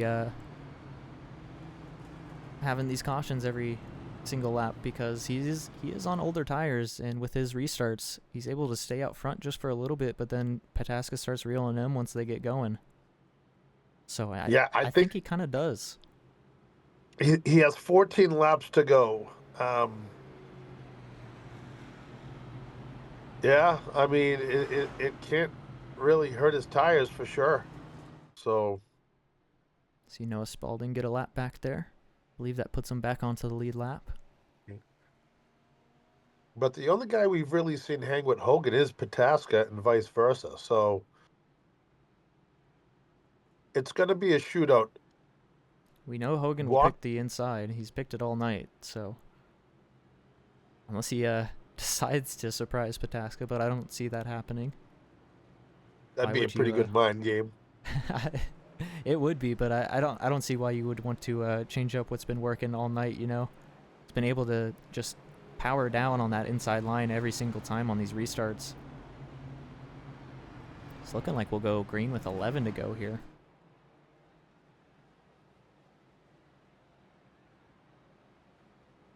So realistically, I would say one more caution for Hoggan after this one, and he pretty much locks it up with his restarts, as I don't think there will be enough time for Pataska to be able to get around him unless he decides to start right behind that 20 car and stay in his bumper. You never know. I'm looking at the guys in the top 10. This is I'm looking at how many of these cars had issues today and how many of them in the front of this thing at the end. Guysbrick, I know he's been involved in something. The 44 I know has been around. Hamilton's been involved in something. Stoltz, I don't remember if Stoltz has been involved in anything or not, but I know Ballinger has. I know Walker has.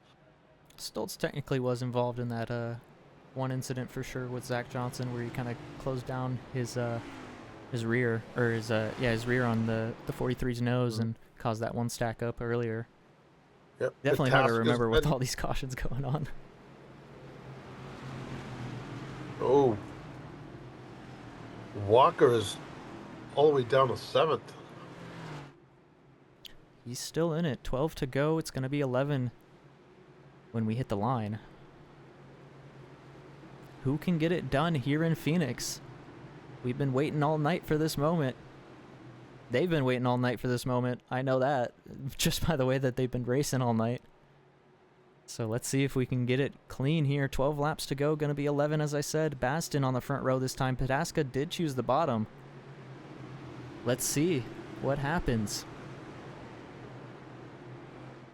Green flag back out, and we're racing possibly for the final time in stage 3. And for the final time in this race, Basden doesn't have that bad of a jump on the outside.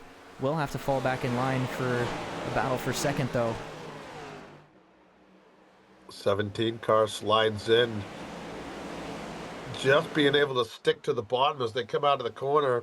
We're able to stay green so far, getting ready to go into turn number 3. See Hoggan barely clear by 0.2 of a second, but it keeps closing down ever so slightly. Now 0.15, 14, 13, 12. This is going to be interesting here. 10 laps to go here. Can Pataska get around that 20 car and get his 3rd win in a row? Now Keep those eyes on the 2 car. Pataska has the newer tires. I mean, 10 laps to go. When do you make your move? I think you got to make it now. Especially I'd if say cautions start 5. coming out. Give me 5 to go. Rip the outside against him as he's trying to stick his nose in. He thinks the same. He thinks it's now. A little bit of contact with him in the 20. He might be there going into 3. Oh, He 3 might wide make in a the little back. late lunge. I think Hoggan saw it coming. Do you think maybe he was trying to get in his head a little bit? Maybe He let kinda him know, pushed- yeah. He's Kind going to of look pushed to the the issue a inside. little bit, but didn't really push it that hard. Oh, Dives he's to the definitely going inside for it here. this time. Side by side into the corner here. More than there. Washes Ooh, up. almost contact between the 2. Yeah, I mean, Pataska drove that thing in way deep. If 8 I'm laps to Zander, if go. I'm the 51, I need y'all to get single file right now. There's the battle for the lead right there. Y'all cannot be focusing about fighting for 3rd. Y'all need to focus about getting to the dub right now. Pataska looking like a shark circle around its food. And he's still on the inside here. Got a nose The clear. Can he outside, fully clear, though? The outside is still prevailing. Short gets around Basden, and Short likes seeing these 2 cars in front of him side by side. Hoggan pinches Pataska. Pataska pushes that 20 up just a little bit more.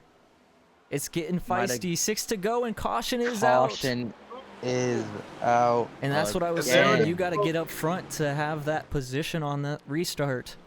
And Pataska And was able to boys? clear. That Boys? is a record breaker. Not only is that the record breaker, but the game has officially changed. It's a green-white checkered. It's like Higginbotham up high with the 48, then just 5 wide. Nowhere to go for Fuller or looked like Phillips in between You wanna that. know who was in all that? Your boy, Cody Leach, Mr. Billy Martin. Yeah, He I was saw also him get involved in that. Just saw him on get the dinged in bottom. the door down low. He, from what I saw, it looked like he was just trying to stay clear of it, but I don't know how much.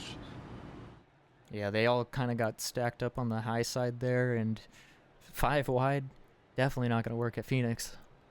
Well, do you guys change your mind on any of your picks yet? Because now it's kind of a anybody's game here in the top 5 at least. Look, that 29 car's still prevailing. I mean, he might have a shot. He wanted to put this car in victory lane. He could do it. He could be the first Tipton Harding car since myself at Michigan last season to win in the Cup Series. You weren't at Tipton Harding. Previously as Uber. No, I'm joking. I'm joking. Yeah, you were over at Palmetto now in that 18 car. But yeah, that Michigan race last year was very fun. Yeah, I Oh, think trust me. Cannot wait to go back there and to have a chance to defend the win there. I loved every second of that race. The car just felt perfect. Setup was perfect. At the time, Ryko Performance was the setup shop for me, but hopefully we have something different coming down to the summer stretch. Been a while till we get there, honestly. We got a long season ahead of us still. We're only 4 weeks into this season. Felt like a year already, man. It's just been ringer after ringer after ringer after ringer. Yeah, and I think a lot of these guys after tonight definitely are feeling the same way. It's definitely been a struggle here tonight for all these guys racing. Yeah, but we're gonna have an overtime here. I don't want to hear about ringer after ringer after ringer. This is the Cup Series. I know. Get out there and run. You're not going to get better driving with guys worse than you. So You're so right. learn You're not from them. wrong. And these guys, especially Major's Garage, comes into the Cup Series, sponsors it, and then leaves it open for us to get help with driving and everything else. So I mean, just what's funny is their commercial that they had earlier made me crack up. Are you the guy that goes into a race and says, anybody have a setup? And it is so true. It is so true. And I've been guilty of that as well. But yeah, man, if you love iRacing, check out Major's Garage, man. Yeah, it's good stuff. It really is. Choose cone going on now. Pataska to the bottom. Hoggan to the outside. Feel like that's pretty normal. Zander Short, though, going to be second car on the bottom there. We know he will get aggressive for a win. He's not afraid to put a bumper to someone and get a win as well. Same with that 29 right behind him. I know he's licking his chops to get a win here. Well, that's how you're going to have to get around the 17 car, I think. I think that's a statement, licking his chops. Oh yeah, that's I'd put it that way. I mean, that boy's hungry. He's been hungry since he first got into the Cup car last season. He's itching to get the chip off his shoulder just as much as I was. Yeah, well, that 17 car is a little ticked off after last night, so he's got something to prove. Here we go. Overtime number 1 here at Phoenix. Pataska on the gas pedal, and we're going. Gonna be 2 laps to go. Who can win this race here in Phoenix? Zander Short got a good restart behind them, but Boyd Hoggan fighting hard on that outside, looking to stay back on the inside here, gain a little bit of momentum. Basden to the outside of Zander Short. That's gonna pull back that 2 car from this lead battle. Are we gonna get back to the line? And it looks like we do. White flag is out one more time here at Phoenix. Who's gonna get it? Pataska, Hoggan, Zander Short, Nick Baskin, top 4. I said Baskin again, sorry. It's been a long night. But Dallas Pataska clear right now out of 1 and 2. He's looking very clean. I don't know if Hoggan's going to have anything for him through 3 and 4. He's going to have to send one. And he's not going to get there. Washes up the track. Dallas Pataska, 3 in a row, gets it done here in Phoenix.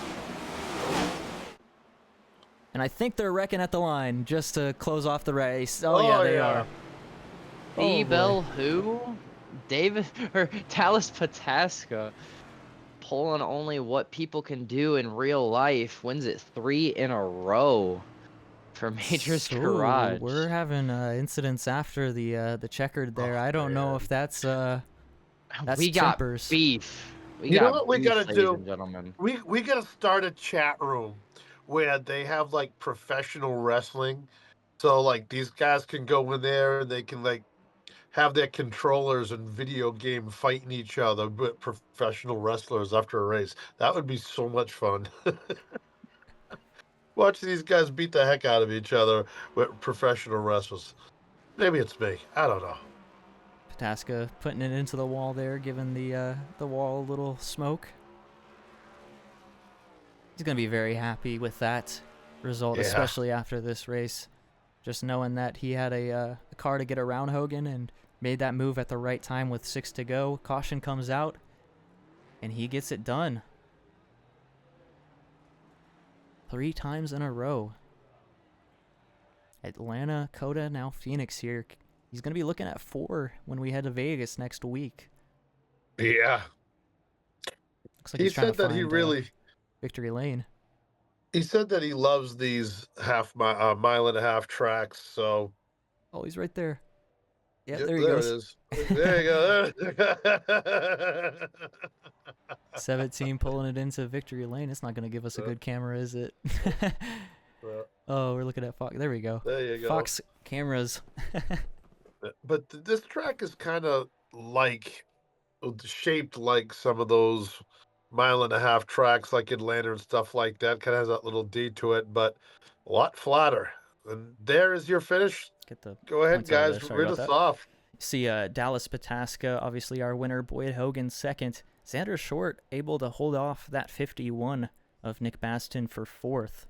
And then Noah Hamilton will be 5th. Stuart Harding Walker 6th. Josh Stoltz 7th. Nikhil Condor, Bellinger. And then Zach Johnson rounded out that top 10.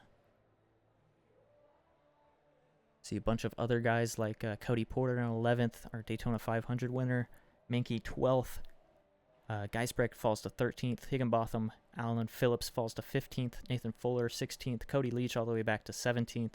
Cameron Albertson back to 18th. A bunch of these guys had very good cars out there, and just not the finish to back it. Nope. See Nim Silva 20th. Mason Hoffner 21st. Noah Spalding, Corey Mott 23rd. Tipton and Wolf round out that top 25. Joe Wright 26th. Ben Lawson 27th. Jim Mott 28th. Keith Hugh making his Cup debut, I believe. And 29th. Pete Morales 30th. Looks like Thomas Filona in 31st. Vince Mitchell joined us up in the booth, finishing 32nd. Very unfortunate for him. Yeah. Week after week, it's just gonna get better. It I will. Just gotta have will. hope. It's only four races into the season. It's a long season, but I'd say last season was kinda hairy at the beginning. I at least had top 10s and top 15s, so I mean, it happens. Yeah. Yeah, but how much do you get paid to win a race? None. How much you get paid to lose a race? None. There you go. Don't worry about it. There you go. That's my mentality. I'm like, I'm not getting paid at race. It's kind of important to me, but it's sim racing. Don't let it get to you. But let's say y'all are still watching everybody over there. Here I am already putting in laps at Vegas. We are not the same. Quill finishes 33rd, Connor 34th, Justice in 35th, and then Garth Griswold and Stephen Carlisle will round out that field. Carlisle had almost nothing to race for tonight after getting taken out on lap 31. Yeah. He was having a good night going for him up to that point, and then just got taken out in a wreck. Unable to continue on. Well, it looks like everybody has joined the podium finishers, so we're ready to kick off post-race interviews here. Let's go ahead and kick it over to our post-race.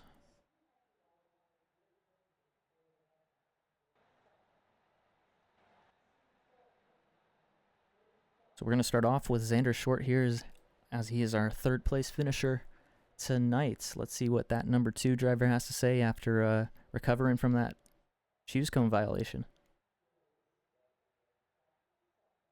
Hey there, Zander. It's the boys up the booth. You got a copy? Yeah, I got you. All right, all right. Very, very long, crazy Phoenix race here. 25 cautions.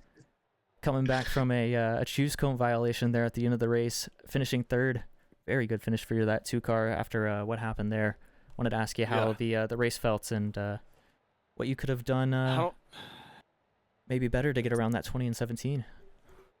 To be honest with you, like nothing really. I mean, they're kind of affiliate teammates of mine. Well, Boyd is a teammate of mine, but Dallas, we're always in the same Discord and whatnot and hanging out and stuff. So I wasn't really gonna put up. I was just gonna leave that to them. And after the day I had, I was happy with the top 10, honestly. And then I was like, well, I'm at the top 5 now. I was like, well, I'm top 3 now.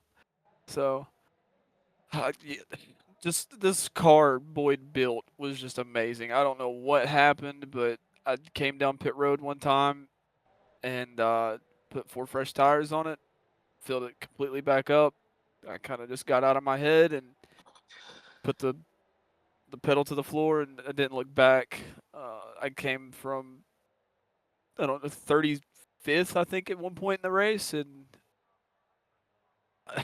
it was just wild the kind of moves that I could make, and putting it 3 wide middle, 3 wide bottom, run 2 left side tires under the yellow and 1 and 2, and not really lose any grip. It was kind of wild, but he put together a lot of really good cars today. I believe looking at the results, 1, 2, 3, top 4 was running the Reaper sets tonight. So really proud of the effort that he put in this past week at this track.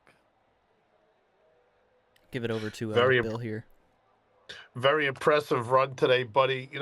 You get into the mix and things. You had a couple incidents today. What is going on with turn 1 and 2 today? Is everybody just overdriving it? Is it a lack of respect thing? What's going on with all the cautions? I believe it was mostly just due to the fact that you can't really pass here. You get stopped up, and the way the roll speed works, you got one guy in front of you can't roll that great, and then you got another guy behind him that can roll a little bit better, and it just all gets packed up. So that's why you see a lot of 2, 3, 4 wide, especially on restarts coming through there. People have overcooked the right front a little bit, and they'll slide in there and slide up a little bit too much, and somebody will go low, and it just creates calamity. It's what happened a lot. Like, if you can watch back and go to my onboard or something like that, there was a lot of the times where I just couldn't make any moves. So most of the time there in that first stage or the second stage, like, I was short pitting, and that's how I would get on my track position. But then obviously penalties would bring me back. Like, I had a penalty for going below the yellow before the start finish, and then I had the choose cone violation. Then I also got caught speeding on pit road. There was a lot of stuff that happened tonight. So I would have been really happy with the top 10 coming out of all of it. But Which black flag was your favorite? which black flag was the favorite? Yeah. The one that really kicked me into gear was probably the choose cone, for sure. Because after that, I was a man on a mission. And I don't know how many moves I was making. I just remember Steven saying, "Dude, you're on fire right now," and I didn't look back. Great job, buddy. Be proud of yourself. Oh, I am. It was a really good race. I'll give it over to Vince here and see if he has... Oh, Vince is actually gone. I thought he was still in here. Never mind. Well, I'll ask you a couple more questions before we let you go. Obviously, the sun was beaten down on the track all night. Wanted to ask you if kind of that's made it a lot slicker out there, or if just other things kind of just made that track just a little more just uneasy to drive on. Yeah, I'm not too sure. See, most of your setups that was built around the NIS temps, so that they would have catered more towards like late race. Mm-hmm. So I'm not really certain about that. That's probably like they were a lot more gripped up at the beginning of the race. That's why you were seeing like the moves that were being made, and people going 3 wide, 4 wide more often. But late race, I'm not certain what happened. If everybody else was just sliding and stuff like that, and me and Steven got the worst end of the luck there at the end for some reason, and I don't know, we were just on rails. Me, Dallas, Boyd, Nick Basden was beating my right door off the entire time coming to the last 10, 15 laps to go. So I had a lot of fun with that. Him. That was a very good battle to end that race for sure. But I guess as soon as I got my right rear clear, man, caution came out, and I saw Boyd and Dallas side by side, and I was like, I'm coming. I don't know if I can do anything, but I'm on my way. But yeah, before we let you go and you go celebrate tonight's finish. Obviously, going to be a huge night in points for you. Help you out overall throughout the rest of the season. You got anybody else to give any acknowledgments or any thanks to before we let you go? Yeah, all the boys at Factory, you guys for putting this stuff on, and Boyd for building these awesome setups. All right. Well, hopefully Stephen Mankey gets you a seat cushion soon. Oh, for sure. Yeah, I need one. But we'll let you go to go celebrate your third place finish. Congratulations on your finish tonight. Yep, thank you guys. Bill, I don't know if you caught that in the radioactive, but said that his seating position wasn't the best. Yeah. Thought I'd bring that up. That was good. But yeah, let's go on to second place Boyd Hoggan. We obviously talked to him a little bit earlier in the race. Actually, a lot earlier in the race because of all the cautions. But yeah, just a crazy race for him, able to stay up front a lot of the time and control those restarts. Just lost the lead with that caution coming out, and that really did lose him the race. Yep. Hey there, Boyd. It's the boys up the booth. Once again, you got a copy? Yeah. All right. Coming home, P2 in your debut here in Phoenix as a full-time Majors Garage Cup Series driver. Very wild, chaotic race here in Phoenix. 25 cautions in total. Wanted to ask you how you were able to control those restarts throughout majority of the race and what you could have done there in that final restart to try to get back around Pataska there. Throttle up and kill him. There's nothing. There's nothing else. Like, I love Dallas. I'm not gonna do that to him or probably anybody else in the league. But like, I don't know. He had just enough tire to get back by me, and I mean, yeah, it's really nice when you're controlling the restarts and you're out front. But as soon as you're back behind one car or 20 cars, it doesn't really matter. You're just along for the ride, and you suck as bad as whoever's in front of you. Like, it doesn't really matter who it is. Like, you can. It's like being stuck in traffic. It sucks. Everything about it sucks. I hate that this is what we put so much time into, and the positive out of it I can say is I know we at least locked out the top four between Legacy and Reaper, so that's good. I know Dallas was on his own stuff there for Phoenix. He was looking for a little different feel than where I was at this week, but yeah, good race if you're in clean air. It's absolutely miserable trash if you're anywhere besides the lead, and it sucks. Yeah, I think that's about it.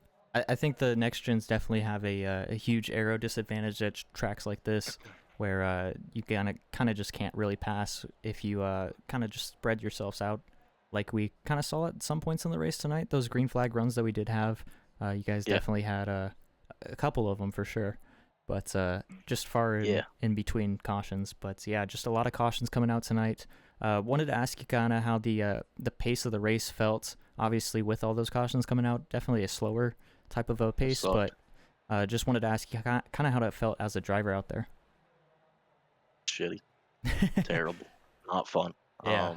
I don't know. Like, it was that first run was kind of nice to a degree. Like we ended up getting to the point where we never fell off at the end of the second stage, so most of us decided to stay out. And then you even saw it kind of with like how bad the dirty air was. Like, Thomas and Jacob were on 45 lap pressure tires than me, and I'm leading the race and just controlling the whole pace, like 3 or 4 tenths faster. It sucks. And then the cautions, it was just a tire lottery. It was a tire lottery at the end, and that's how it ended. Like, thanks to everyone at Legacy for putting up with everyone else's shit every week. And I'm glad we had the showing of speed that we did. I'm proud of that, but feel like we should have won the race and had another one ripped away. And I don't know, it sucks. It's not fun. Appreciate y'all putting on the show you did.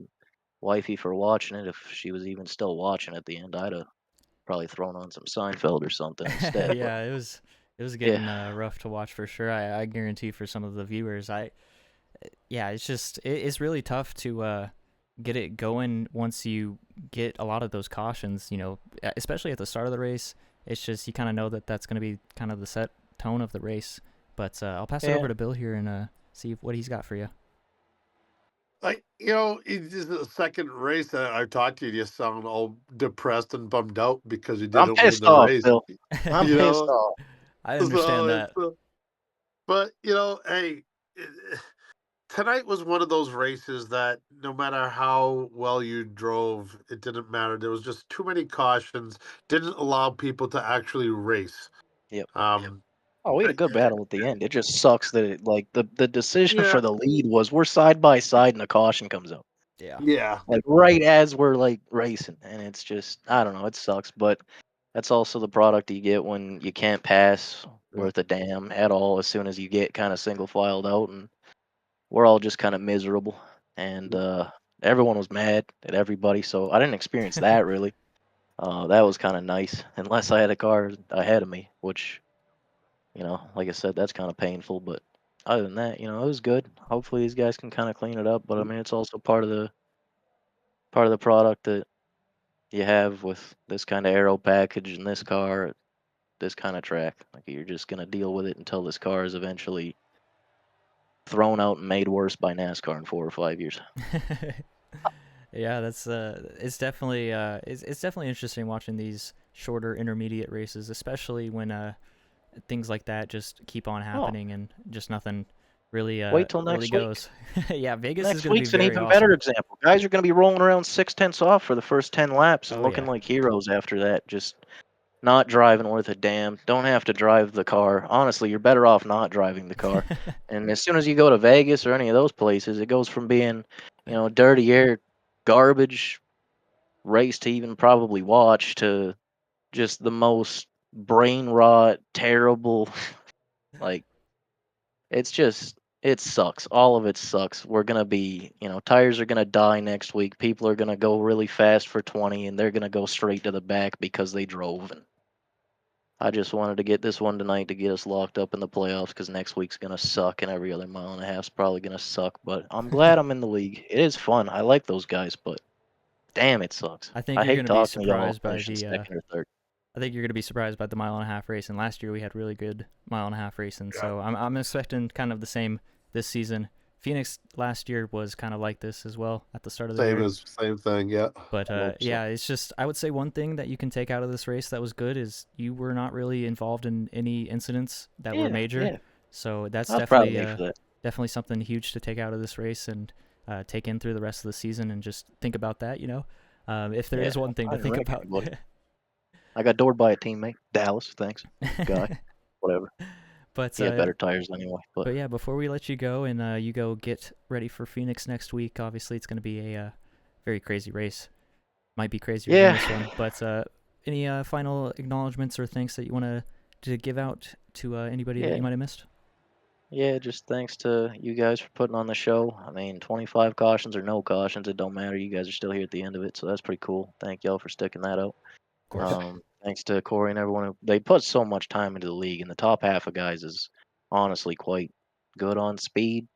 So it's it kind of sucks that we had that many yellows because some of these guys in here are actually quite good and they're fun to race with. And so thanks to the league guys for putting it on and everyone for coming out. Thanks to Mankey for getting me a charter spot so I can run Cup full time this year. So I'm excited about that.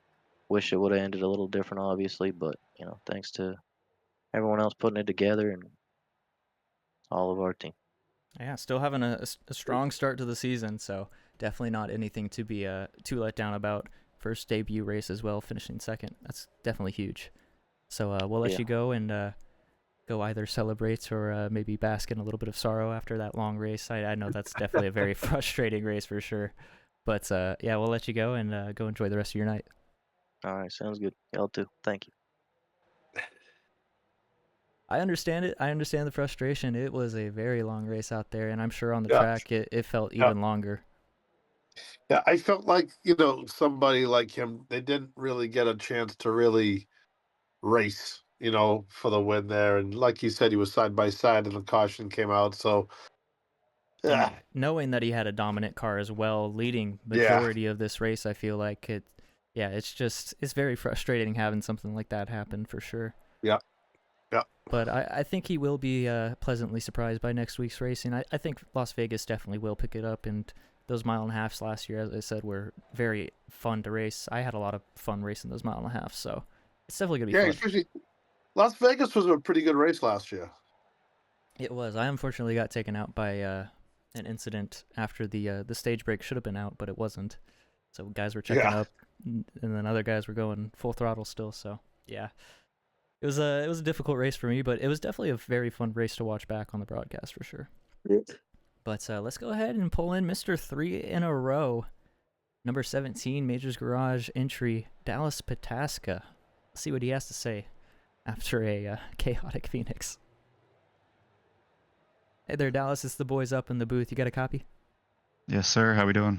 We're doing pretty good. We're doing pretty good for the race that we kind of were given tonight. It's obviously a very long race Still out awake? here. Yeah, still awake somehow. But yeah, no, it was obviously very chaotic out there tonight. Just stuff going on all over the track, battles going on all over the track all night. And it was just very close quarter racing, a lot of 4 and 5 wide that we saw, especially at the start, which really surprised us up here. Wanted to ask you how it kind of felt as a driver throughout the entire race. We know you kind of had to go through the field at least one time in the race. So what was it kind of like out there? Yeah, it was hectic. You know, obviously we had way too many cautions. We'll I expect that we'll trim that down for future weeks, but you know, we still have a lot of new guys all kind of learning to mesh together, so we'll get it figured out. But yeah, from my perspective, we had a couple trips through the field that I wasn't quite sure how exactly things would work. Everyone was kind of on different strategies. Everyone kind of wanted to do different approaches to when they wanted to take tires or when they wanted to just take fuel, whatever. But yeah, thankfully we didn't get caught up in too many major incidents. We were able to keep the fenders fairly straight and be there for the end. That's ultimately the goal. So those first couple stages were a bit of a doozy, but we were able to get through them, get some kind of decent points from the stages, and then ultimately from there, set ourselves up for the win. Boyd and I, we had some pretty good battles throughout the race. Hopefully you guys caught them. Oh yeah. In between the cautions, that is. It was unfortunate. I think the race win really just came down to when that caution came out, because we were side by side. I think I had just a sliver of a nose ahead of them at the time. So, and then that was that. Whoever had that restart, I think on the last one there, was going to win. So thankfully here we are. I definitely didn't expect it for Phoenix, but I'm not going to complain. I'll take it, and we'll pull this momentum to Vegas. Yeah, and I was gonna kind of lead into that next question actually about the restarts and that last caution as well. Obviously, we saw tonight whoever had control of the restarts kind of was just able to pull away no matter what. Tonight there was only maybe a few times where somebody was able to match the other person that had control of the race, but other than that, whenever you were up front or Boyd was up front controlling this thing, you guys just pulled away. And then the other question obviously was just about that final caution. The tire advantage that you had there was about 30 laps, so I wonder if that was playing a little bit of a factor, or what you kind of felt about that. I'll be honest, I didn't realize it was 30 laps. It didn't feel like 30 laps. Honestly, when I came down, I came down and took my last set, or at least my last planned set, and then we had another caution before that, or after that, shortly after that. I thought Boyd was going to come down then, and he didn't. So at that point, it was like, all right, I guess he's just valuing the track position. But with all the cars, we only had like 22 cars finish on the lead lap. So it wasn't like I only cycled back to like 10th. So I was surprised to see him stay out there. And then at that point, it was just, get through some of the other riffraff, so to speak, and then obviously go to war with Boyd. That's no easy task, but it took every one of those laps of an advantage to make it happen. Mm-hmm. Boyd had a little bit of a different approach on the setup this week than I did. We did collaborate, but we kind of branched off, and I went my own way with some of the data, and he went his own way. So he was a little bit better on entry to center, and I was kind of better center off. So I think that ended up helping me set up a pass and just get beside him. And then from there, it was, catching that caution and just playing into the tire advantage as much as I could. Yeah, and I'll pass it over to Bill here, see what he's got for you. Well, 3 in a row. How do you feel about next week? What you feel good about that race? You like the race? What do you gonna think about going into it? Well, I'm really excited for Vegas. I'm much more excited for Vegas being kind of a more traditional one 1.5 miler compared to Phoenix. Mhm. You know, I'd much prefer to go to like Richmond or something, but who knows? Ooh. I'd like to maybe get some more laps under our belt as a league before we go to something like that, so we can get some green Yeah. flag running in. I don't know if you But want to say no, I Richmond. look forward to Vegas. I think the updates that they made this week are looking really nice. Those yellow walls look real spiffy, so I look forward to, you know, taking to the high banks of Vegas. Maybe we see 4 in a row. I don't know. I don't want to get too far ahead of myself. I didn't, you know, I think I had success tonight because I came in with an open mind. I didn't have expectations set. I knew Boyd was going to be extremely challenging. He was the faster car all week in testing, so it worked out. So we're going to keep that approach for Vegas. You know, I like Vegas. I enjoy driving it, but there's a lot of people in here that can show up and have a lot of speed. So I might have 3 wins, but you know, there's a lot of people that are going to be able to catch up, and we got to stay on the bleeding edge of things. So Yeah, and it's a very Yeah. long season. Yeah, no, you were involved in an accident early in the race. You got some damage. It looked worse when it first happened. It looked like it was really bad. Then on the replay, it didn't look all that bad for you. How long was the repair on that? I think it was like 2.6 seconds. It was really? not as much as I Okay. thought. Yeah, I was Same very here, yeah. surprised by that. I was definitely crossing my fingers, my toes, everything coming to pit road. But thankfully, it wasn't too bad. We were able to recover from it and ultimately capitalize. Well, awesome, man. Congratulations on just another brilliant drive. And I don't know what else to say, man. Congratulations. Yeah, But, thanks, guys. I just got to give a quick shout out to, you know, Boyd and all those guys. Zander, he had a good showing tonight. Boyd and I worked together on the car, but like I said before, we kind of branched off. I stuck with my major stuff for the most part. Also, like to give a quick shout out to Nathan Fuller running an open car tonight. He persevered. He was like 8 laps down at one point. Finally got Yeah. back in the lead lap and finished 16th. So, big shout out to him for persevering, sticking with it. And you know, hey, hopefully we're talking to you guys in a week's time. Yeah, and those are the races that kind of teach you as a driver to have a lot of patience, especially after last night getting taken out on the first lap. That is something that is a huge thing just to overcome, especially after going 8 laps down early. Huge race for him to recover from that. But yeah, we'll let you go and go celebrate 3 in a row. And next week, hopefully you can maybe hit the jackpot and go 4 in a row. Hey, well, fingers crossed. Thanks, guys. We'll see ya. All right, congratulations on your win this week. So Dallas Pataska, he seems a lot happier for sure. Yeah, I mean, just after what he did last week was just so incredible. Obviously, I mean, winning he just helps. walked away from the field. I mean, we joked earlier, you know, was he even in the race? But you know, to come back again this week, and you know, Hoggan we thought was the car to beat, and then Pataska just came right back and got around him, and that was it. And I think that's where the cautions kind of hurt Hoggan, because you know, I think that battle could have gone on to the end, and it would have been a good one. Yeah, it would have been a very interesting battle to see that go the last 6 laps there before that yellow came out. Obviously, the overtime, it was a still very good finish there. Hoggan definitely had a shot to try to get around Pataska there, but as he said, he didn't want to punt him, obviously. So it's he wanted to keep it clean, which I respect. Obviously, it's a very frustrating result to finish second in a race that you know you could have won and had the dominant car in. So it's definitely frustrating. I feel for him. Yeah. But still, second place. I mean, he's got great finishes, backing up from Daytona all the way now to here with now his points actually counting. He's gonna have a little bit of a rough start, obviously being 3-4 races behind, but it's gonna be huge if he can keep finishing in the top 5. I have a feeling we're gonna see him with multiple wins by the time the playoffs start. I'm not worried about him not making.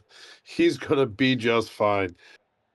So he just needs to take a deep breath and not worry about it. He knows he's gonna win. the performance that he's shown us the last couple of days, both of these guys, has just been unreal.